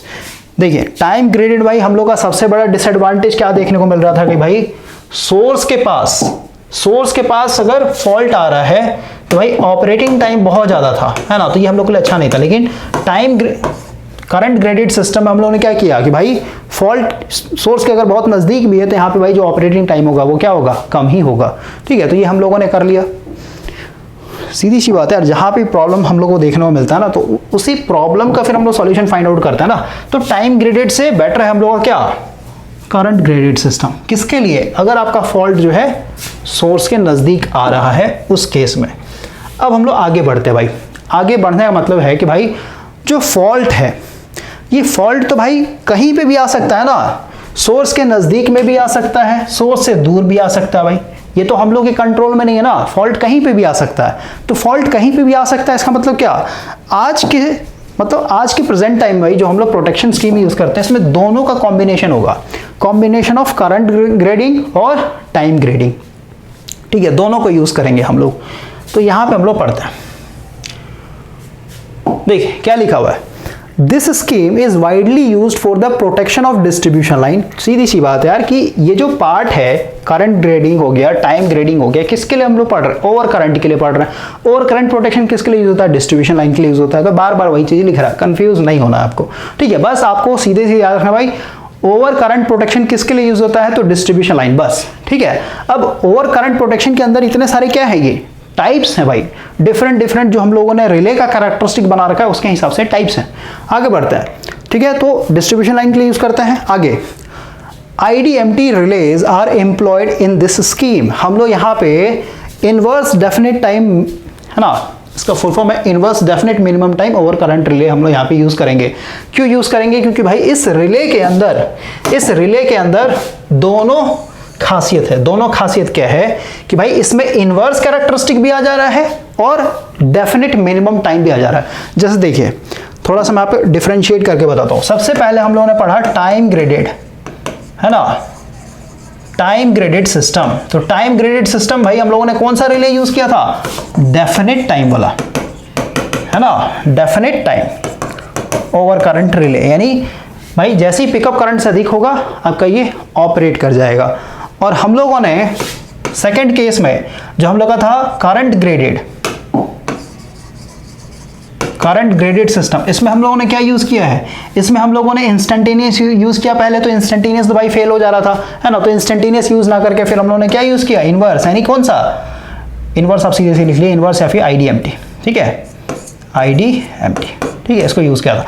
लेकिन अब हम लोग दोनों का कॉम्बिनेशन अगर यूज करेंगे, टाइम ग्रेडेड भी और करंट ग्रेडेड भी, जो कि तीसरा पार्ट है हम लोग का, तो इसमें हम लोग दोनों यूज करेंगे, डेफिनेट भी और इनवर्स भी। तो ये दोनों कैरेक्टरिस्टिक किस में आता है, किस रिले में आता है, IDMT में। ठीक है, तो इसमें हम लोग IDMT, अब इसमें दोनों कैसे आता है भाई समझिए। इसमें इनवर्स, क्योंकि हम लोगों ने देखा था कि भाई low value of fault current पे क्या होता है, ये इनवर्स कैरेक्टरिस्टिक दिखाता है, और high value of fault current पे सैचुरेट हो जाता है। यानी कोर सैचुरेट हो गया तो सीधी सी बात, जो ऑपरेटिंग टाइम होगा वो फिक्स हो जाएगा, यानी कांस्टेंट हो जाएगा भाई। तो वही चीज आपका यहाँ पे मेंशन किया गया है। देखिए यहां पढ़ रहे हैं ना, ठीक है, IDMT रिले यूज करते हैं। They have the combined feature, इसमें लिख दिया ना, इसके पास यानी IDMT में दोनों फीचर है, combined feature of current and time grading. यानी इसमें हम लोग दोनों को एक तरीके से इंट्रोड्यूस कर सकते हैं, करंट ग्रेडिंग भी कर सकते हैं और टाइम ग्रेडिंग भी कर सकते हैं। क्योंकि भाई टाइम ग्रेडिंग मतलब क्या, ऑपरेटिंग टाइम मेरा फिक्स होना चाहिए। ठीक है, IDMT मतलब डेफिनेट रिले यूज करके, और करंट ग्रेडिंग कैसे कर रहे थे हम लोग, इनवर्स कैरेक्टरिस्टिक यूज करके। आगे बढ़ते हैं। IDMT relay have current as well as time setting, यानी दोनों सेटिंग हम लोग इसमें कर सकते हैं। आगे बढ़ते हैं, देखिए इसमें करंट सेटिंग कैसे करेंगे भाई, करंट सेटिंग का जो इनवर्स कैरेक्टरिस्टिक जब तक दिखाएगा ना तब तक वहां पे क्या है कि भाई अलग अलग फॉल्ट करंट पे आपका जो ऑपरेटिंग टाइम होता है अलग अलग होता है। तो वहां पे हम लोग क्या कर सकते हैं, करंट को ग्रेड कर सकते हैं, है ना, तो ऐसे हो सकते हैं। आगे बढ़ते हैं, धीरे से समझ में आएगा। The current setting of the relay is made according to the fault. अभी जस्ट मैंने बताया भाई, जब भी हम लोग करंट सेटिंग करेंगे यानी पिकअप करंट को जैसी जब भी हम लोग एडजस्ट करेंगे या फिर सेट करेंगे तो भाई फॉल्ट करंट लेवल के हिसाब से सेट किया जाता है। ठीक है, वही लिखा ना, द करंट सेटिंग यानी पिकअप करंट का वैल्यू कितना होगा, 5 एम्पेयर, 10 एम्पेयर, 20 एम्पेयर कितना होगा, ये कैसे सेट करेंगे, ये सेट किया जाता है फॉल्ट करंट लेवल के हिसाब से। सोर्स के अगर नज़दीक है तो फॉल्ट करंट ज़्यादा होगा, फॉल्ट करंट ज़्यादा होगा तो भाई पिकअप करंट भी ज़्यादा होगा। फॉल्ट से अगर दूर है, यानी सोर्स से अगर दूर है भाई, तो सोर्स से अगर दूर है तो सीधी सी बात है फॉल्ट करंट कम होगा, फॉल्ट करंट का मतलब पिकअप करंट भी हम लोगों को कम रखना पड़ेगा। तो वही है कि भाई फॉल्ट करंट लेवल के हिसाब से हम लोग सेट करते हैं, और अलग अलग सेक्शन के लिए जो पिकअप करंट होगा वो अलग अलग होगा। आगे बढ़ते हैं। The relay are set to pick up progressively at higher current level toward the source, यानी जैसे जैसे हम लोग लोड से सोर्स तरफ बढ़ेंगे वैसे वैसे मेरा पिकअप क्या होना चाहिए, पिकअप करंट का वैल्यू बढ़ते आना चाहिए, क्योंकि जैसे हम लोग सोर्स के नजदीक जाते हैं वैसे वैसे फॉल्ट करंट बढ़ते जाता है, तो पिकअप करंट भी बढ़ेगा। आगे बढ़ते हैं। The time setting is also done in progressively increasing order toward the source, यानी टाइम सेटिंग भी इसी तरीके से भाई कि लोड से सोर्स तरफ जाएंगे तो भाई हम लोग का जो ऑपरेटिंग टाइम होगा वो बढ़ते जाना चाहिए। ठीक है, तो करंट सेटिंग ऑलरेडी समझ लिया आपने, टाइम रेडी आपने, तो वही चीज़ यहाँ पे लिखा गया। आगे बढ़ते हैं। अभी काम कैसे करता है ये चीज़ बता रहा है। An inverse time current characteristic is desirable where ZS is small as compared with Z1। Z1 क्या है भाई, Z1 जो है मेरा पूरा मान के चलिए ट्रांसमिशन लाइन का इंपेडेंस है, फिर जो भी आपने सेक्शन बांट रखा है, ए बी सेक्शन हो गया, बी सेक्शन हो गया, सी डी सेक्शन हो गया, उन सब का इंपेडेंस है, ऐसे आप मान के चलिए। तो इसने क्या बोला, ये बोल रहा है भाई कि इनवर्स टाइम करंट कैरेक्टरिस्टिक जो है, इनवर्स टाइम करंट कैरेक्टरिस्टिक कैसा था, ठीक है ना, ये है इनवर्स, ठीक है, ये इनवर्स है, तो इस तरीके का कैरेक्टरिस्टिक शो करेगा। किसके लिए ऐसा कैरेक्टरिस्टिक हम लोग किसके लिए बनाएंगे, where ZS is small as compared with Z1। अब देखिए भाई,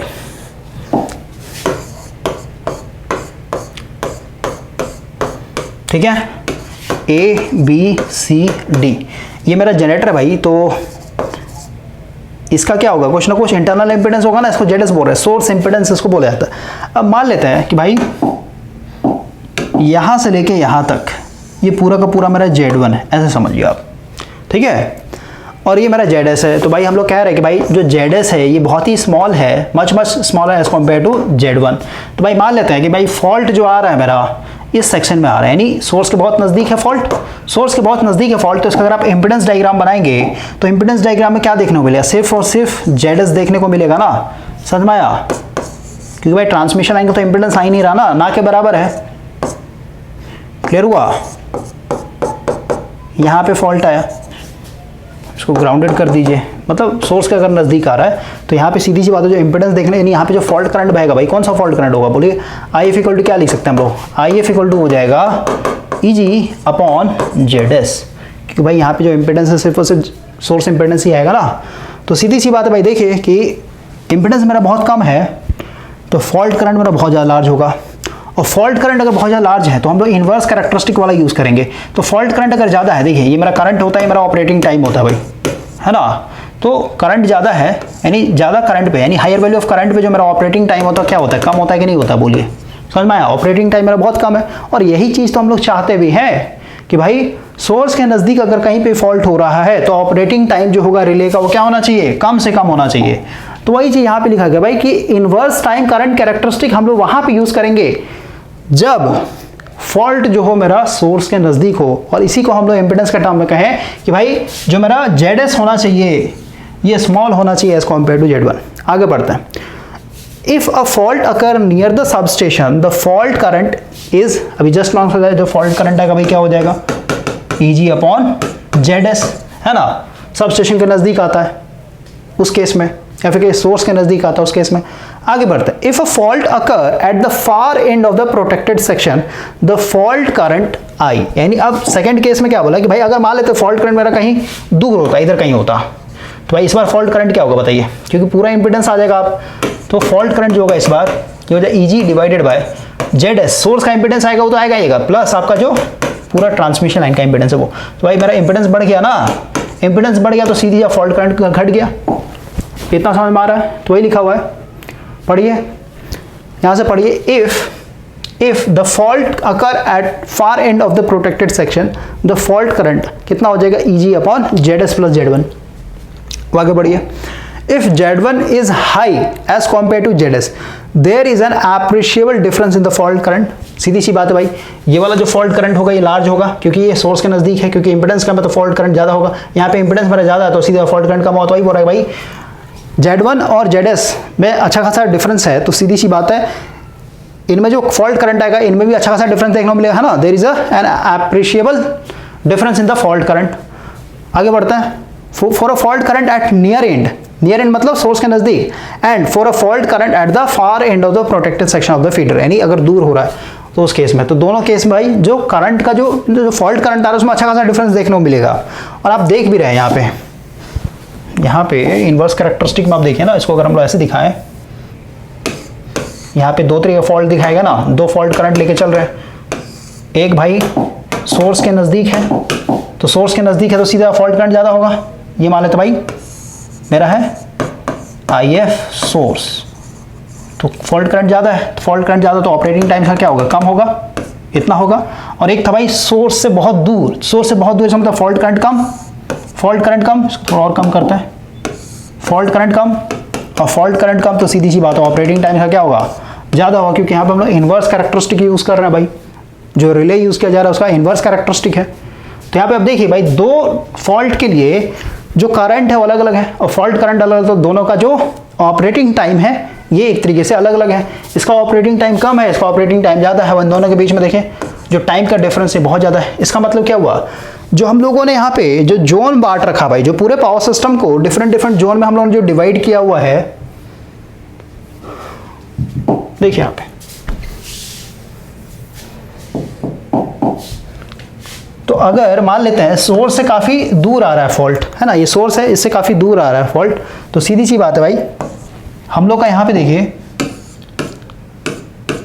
करंट कम है तो ऑपरेटिंग टाइम क्या है, ज्यादा है। यहाँ पे देखिए कि भाई करंट कम है तो सीधी सी बात ऑपरेटिंग टाइम ज्यादा है, और क्योंकि करंट कम है और ऑपरेटिंग टाइम ज्यादा है मतलब ज्यादा टाइम लगेगा एक तरीके से फॉल्ट को क्लियर करने, तो भाई सीधी सी करंट ही कम है तो भाई ज्यादा डैमेज नहीं करेगा, है ना, या फिर कहिए हम लोग के लिए ज्यादा डेंजरस नहीं है ना। लेकिन वही अगर आपका फॉल्ट करंट ज्यादा तो सीधे ऑपरेटिंग टाइम क्या होना चाहिए, कम होना चाहिए, क्योंकि भाई ज्यादा करंट इसका मतलब क्या, ज्यादा डैमेज करे तो उसको जल्दी क्लियर करना चाहिए हम लोग को। तो अगर आपका इधर कहीं पे फॉल्ट आ रहा है ना, तो भाई हम लोग का ये वाला रिले ऑपरेट होगा, क्यों, क्योंकि भाई इसका जो ऑपरेटिंग टाइम है अलग है, इसका जो टी ऑपरेटिंग है अलग है, और अगर कोई फॉल्ट नजदीक आ रहा है सोर्स के तो भाई इसका जो ऑपरेटिंग टाइम है अलग होगा, है ना। थोड़ा सा आते हैं और क्लियर हो जाएगा भाई, धीरे धीरे क्लियर हो जाएगा। आगे बढ़ते हम लोग।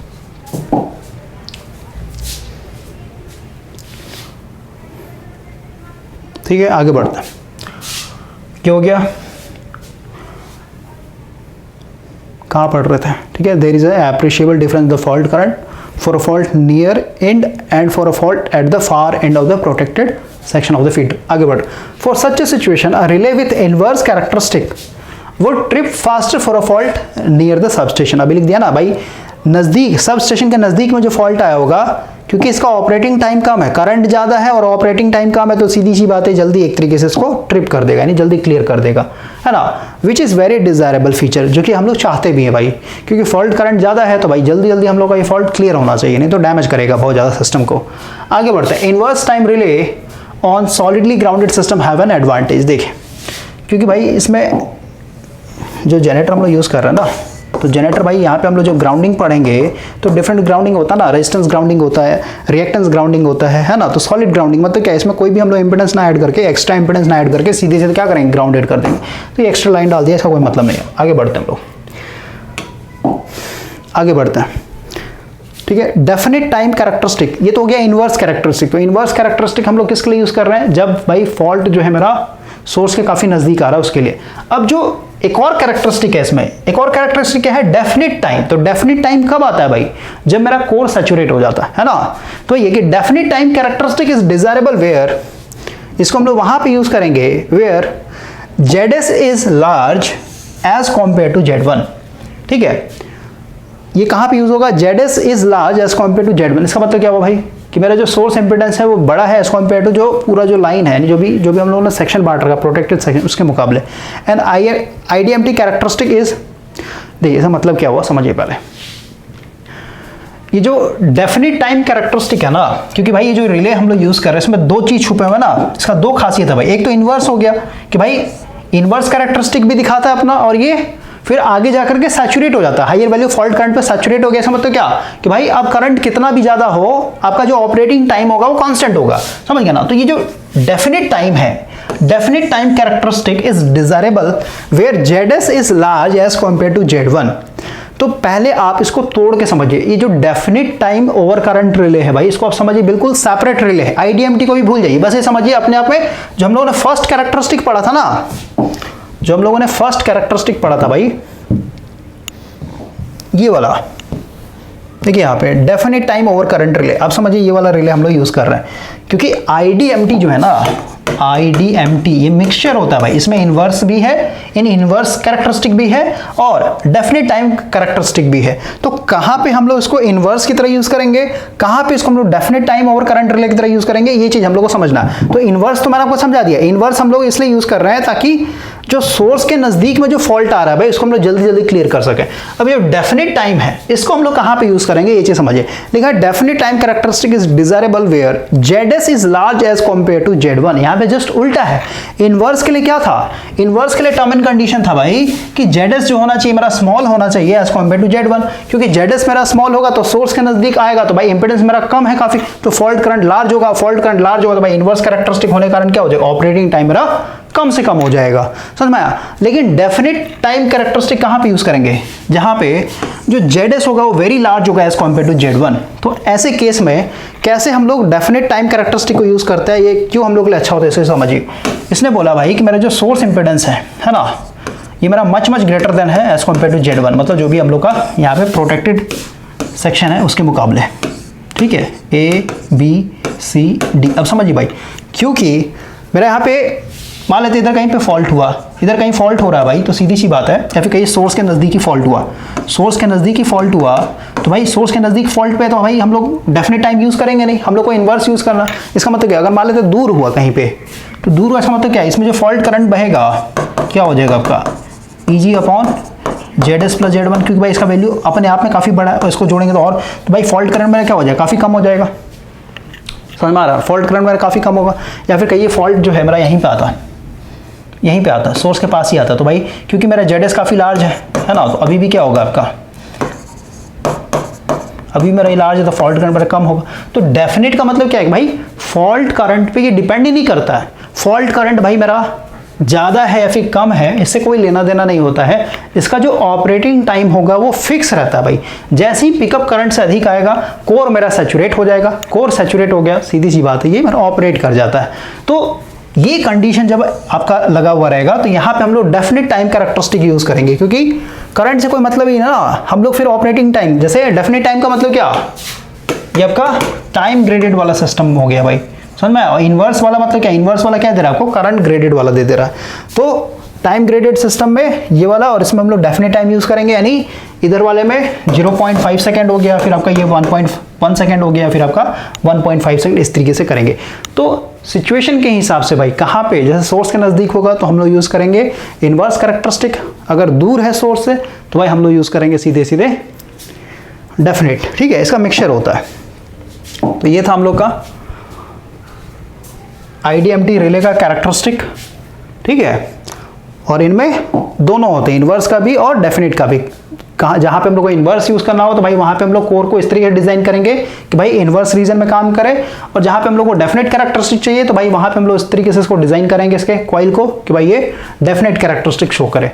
अब आगे बढ़ते हैं, ठीक है, यही लिखा हुआ है, its characteristic is an inverse characteristic, यहाँ पढ़िए, लिखा है ना, an IDMT characteristic is a compromise at a lower value of the fault current, it characteristic is inverse, है ना, इनवर्स टाइम दिखाता है, मतलब वही चीज़ है, कोई मतलब नहीं है, ठीक है, ये फालतू लिखा हुआ है।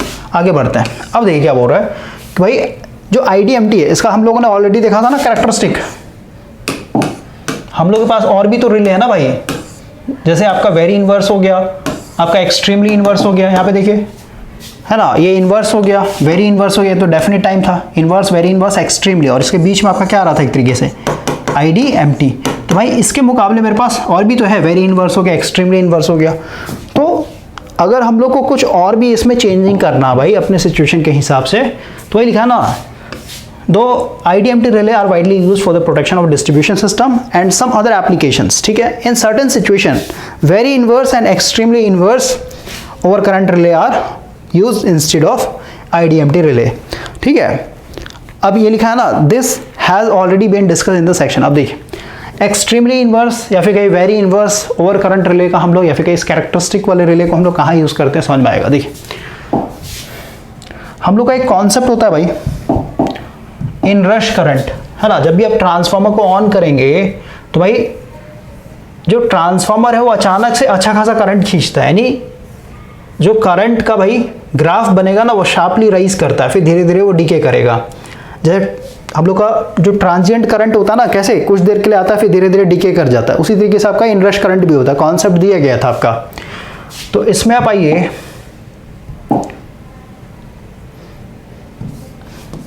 देखिए यहाँ पे इस चीज को पढ़िए, ये मेरा एक्सट्रीमली इनवर्स है ना, एक्सट्रीमली इनवर्स। तो इसमें आप देखिए लिखा है ना, अ relay should not operate on momentary overload. Momentary मतलब कि अचानक से मान लेते भाई, जैसे आपने ट्रांसफार्मर ऑन किया या फिर कहिए आपका भाई जो फीडर है वो डिस्कनेक्टेड था, जैसे मान लो कहीं फॉल्ट आ गया, तो फॉल्ट आ गया सीधे हम लोग पावर कट करना पड़ा ना फॉल्ट को रिपेयर करने के लिए। अब मान लेते हैं फॉल्ट रिपेयर हो गया, फिर से आप क्या कर रहा है, फीडर को ऑन कर रहा है भाई, सप्लाई ऑन कर रहा है, तो उस सिचुएशन में भी क्या होता है, ट्रांजिएंट देखने को मिलेगा। क्योंकि भाई कहीं पे भी हम लोग स्विच ऑन कर रहे हैं फिर स्विच ऑफ कर रहे हैं तो वहां पे हम लोग को भाई ट्रांजिएंट देखने को मिलता है ना, क्योंकि हम लोग का ज्यादातर जो सिस्टम वो कैसा है, इंडक्टिव है भाई। तो इंडक्टर क्या करता है, अचानक से आए हुए करंट के बदलाव को चेंज करता है ना। करंट पहले जीरो था तो हमेशा वो करंट जीरो ही रहना चाहेगा। करंट अगर भाई 100 एम्पियर था तो हमेशा 100 एम्पियर ही बना के रखेगा। तो ये भाई स्विच ऑन कर रहे हैं फिर स्विच ऑफ कर रहे हैं तो वहां पे आपको ट्रांजिएंट देखने को मिलता है।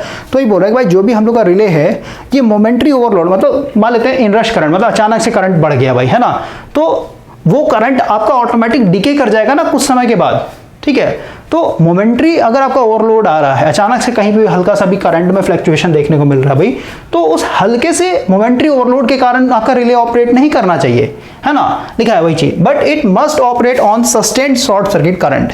यानी सस्टेन मतलब क्या, जब लंबे समय तक या फिर कहीं एक्चुअल में जब फॉल्ट आ रखा है उस समय ऑपरेट होना चाहिए, मोमेंट्री ओवरलोड की कंडीशन में नहीं होना चाहिए। For such a situation it is difficult to set IDMT relay, यानी वहां पे हम लोग आईडीएमटी रिले को सेट नहीं कर सकते भाई। क्यों नहीं कर सकते हैं, देखिए समझ में आएगा। An extremely inverse relay is quite suitable for such a situation. हम लोग यहाँ पे एक्सट्रीमली इनवर्स रिले यूज करते हैं।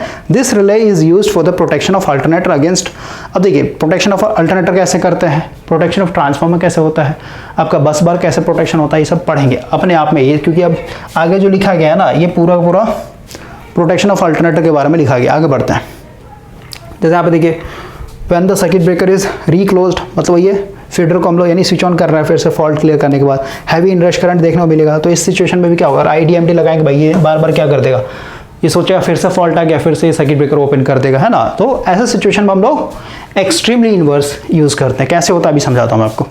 आगे बढ़ते हैं। IDMT relay is not able to distinguish between the rapidly decaying inrush current of the load and the persistent high value of the fault current. तो फॉल्ट करंट और inrush current में ये discriminate नहीं कर पाता है भाई, ठीक है। इसलिए हम लोग वहाँ पे एक्सट्रीमली इनवर्स यूज करते हैं। Hence an IDMT relay trips again after reclosing, यानी कहीं पे भी आप स्विच क्लोज कर रहे हैं फिर से फॉल्ट क्लियर करने का, फिर से स्विच क्लोज कर रहे हैं, फिर सर्किट ब्रेकर कॉन्टैक्ट ओपन हो रहा है भाई, और वहाँ पे अगर आपने आईडीएमटी रिले लगा रखा है तो भाई ये फिर से कहेगा, क्योंकि अचानक से ट्रांजिएंट आएगा ना, ट्रांजिएंट देखने के बाद ये कहेगा भाई फिर से फॉल्ट आ गया तो फिर से ओपन कर देगा, तो बार बार ये ओपन करते रहेगा, ठीक है, क्योंकि सेंस ही नहीं कर पा रहा ना भाई एक्चुअल फॉल्ट करंट और इनरश करंट में। बट लेकिन वही अगर हम लोग extremely inverse over current relay use करेंगे तो भाई ये सीधे सीधे डिफरेंशिएट कर पाता है कि भाई फॉल्ट करंट क्या है और इनरश करंट क्या है, due to its steep time current characteristic. Therefore extremely inverse relay is quite suitable for the load restoration purpose. देखिए तो क्या मतलब हुआ, तो देखिए भाई यहाँ पूरा पूरा टाइम का वो होता है भाई। हम लोग अभी ये मान लेते हैं मेरा एक्सट्रीमली इनवर्स है और इसके बाद मेरा वेरी इनवर्स था और फिर हम लोग का आईडीएमटी था, है ना, और फिर हम लोग का प्लेन इनवर्स था। ये प्लेन इनवर्स हो गया, ये आईडीएमटी रिले हो गया, ये आपका वेरी इनवर्स हो गया और ये आपका एक्सट्रीमली इनवर्स हो गया। तो भाई अब देखिए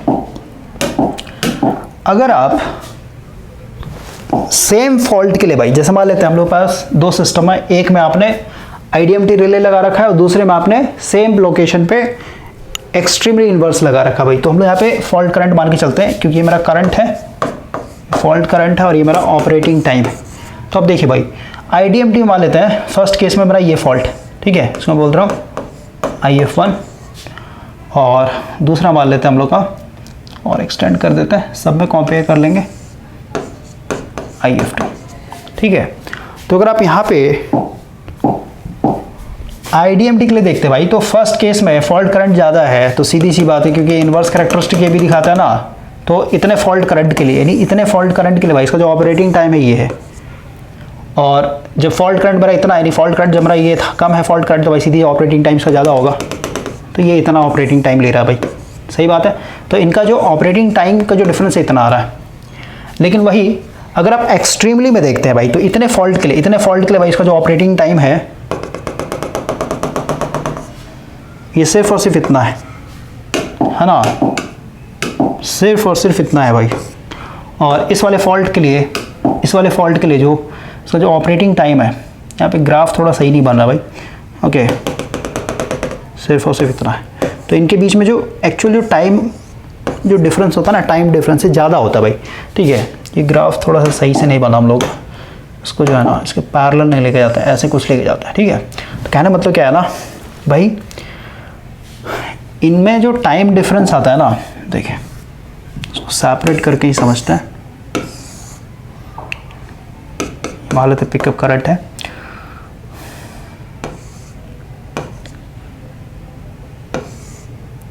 और एक एक्सट्रीमली दिखाते थे, ऐसे दिखाते हैं।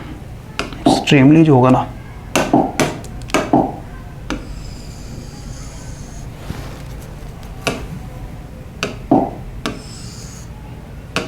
ज़्यादा स्टीफ नहीं दिखाना भाई, नहीं तो फिर हम लोग का गड़बड़ हो जाएगा। देखिए ये मेरा फॉल्ट करंट है फर्स्ट केस का, और ये मेरा दूसरे केस का फॉल्ट करंट है। तो भाई ये मेरा IDMT है। तो इसके लिए यानी जब इतना फॉल्ट करंट था तो भाई इसका जो ऑपरेटिंग टाइम था कितना था, इतना, और इस वाले फॉल्ट करंट के लिए जो ऑपरेटिंग टाइम था इतना, ठीक है। तो दोनों के बीच में टाइम डिफरेंस कितना है, इतना। लेकिन भाई एक्सट्रीमली इन्वर्स में देखिए कि भाई इतने फॉल्ट करंट के लिए भाई जो मेरा टाइम ऑफ ऑपरेशन है ये सिर्फ और सिर्फ इतना ही है, और इस वाले के लिए भाई देखिए इस वाले के लिए इतना है, ठीक है। तो इनके बीच में जो टाइम डिफरेंस होता है ना भाई ज़्यादा होता है। अब टाइम डिफरेंस ज़्यादा होने से क्या एक तरीके से हम लोग यहाँ पे डिफरेंस क्रिएट होता है, समझिए। जैसे मान लेते हैं इनरश करंट का मतलब क्या था, अचानक से आया हुआ करंट भाई, ठीक है ना। तो अचानक से जैसी करंट आएगा, तो अचानक से मान लेते हैं अचानक से इस तरीके शार्पली राइज कर रहा है भाई करंट, है ना, कुछ पी की नेचर का होता है। ट्रांसफॉर्मर आप पढ़ेंगे भाई तो आपको पी की नेचर का बनता है कुछ इस तरीके का, ठीक है। इस तरीके ऐसे जाके ऐसे बनेगा आपका, ओके। तो उसको पी की नेचर बोलते हैं। तो अचानक से करंट मेरा बढ़ा है। अब अचानक से करंट बढ़ा है भाई, तो देखिए करंट मेरा अच्छा खासा होगा, यानी मान लेते ये वाला करंट आया, ठीक है। तो इस वाले करंट पे जो मेरा ऑपरेटिंग टाइम है देख रहे बहुत कम है, लेकिन भाई आप देख रहे हैं कि करंट फिर धीरे धीरे डीके भी कर रहा ना, जल्दी जो होता है ट्रांजिएंट पीरियड होता है, ट्रांजिएंट जल्दी डीके करता है भाई, है ना। तो सीधी सी बात, जब इतना फॉल्ट करंट आया भाई, इतना फॉल्ट करंट आया तो टाइम ऑफ ऑपरेशन रिले का इतना था, लेकिन जैसे ही ऑपरेट होने की कोशिश करेगा भाई वैसे ही मेरा करंट क्या होगा, डीके कर जाएगा। यानी अब जो है करंट मान लेते मेरा इतना आ गया, तो भाई सीधी सी बात है अब टाइम ऑफ ऑपरेशन बढ़ जाएगा ना, समझ में आया। फिर आपका मान लेते भाई और करंट डीके कर गया, तो और करंट डीके कर गया, मान लेते इतना हो गया, तो टाइम ऑफ ऑपरेशन और बढ़ते जाएगा, है ना। तो अब देख रहे हैं भाई कि जैसे जैसे डीके करेगा वैसे वैसे क्या हो रहा है, टाइम ऑफ ऑपरेशन क्या हो रहा है, बढ़ते चला जा रहा है। और टाइम ऑफ ऑपरेशन बढ़ते आ रहा है, मतलब क्या, रिले मेरा कभी भी ऑपरेट नहीं होगा भाई।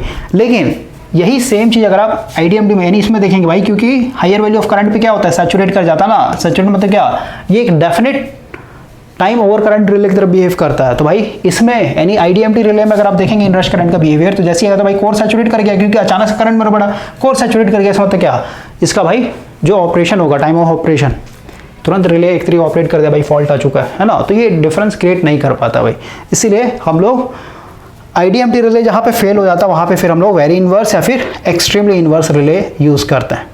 तो ये भाई पूरा का पूरा ओवर करंट प्रोटेक्शन का एक इंट्रोडक्शन था। अभी इसको हम लोग एक एक करके पढ़ेंगे भाई, एक एक करके पढ़ेंगे, ठीक है। इसको हम लोग कैसे कैसे यूज़ करते हैं, जैसे आपका रेडियल सिस्टम में कैसे यूज़ होगा, फिर आपका रिंग मेंस में कैसे यूज़ होगा, फिर आपका दो पैरेलल फीडर जा रहा है उसमें हम लोग कैसे यूज़ करेंगे, है ना, कहाँ पे डायरेक्शनल यूज़ करेंगे, कहाँ पे नॉन डायरेक्शनल यूज़ करेंगे, ये सब धीरे धीरे आपको समझ में आएगा।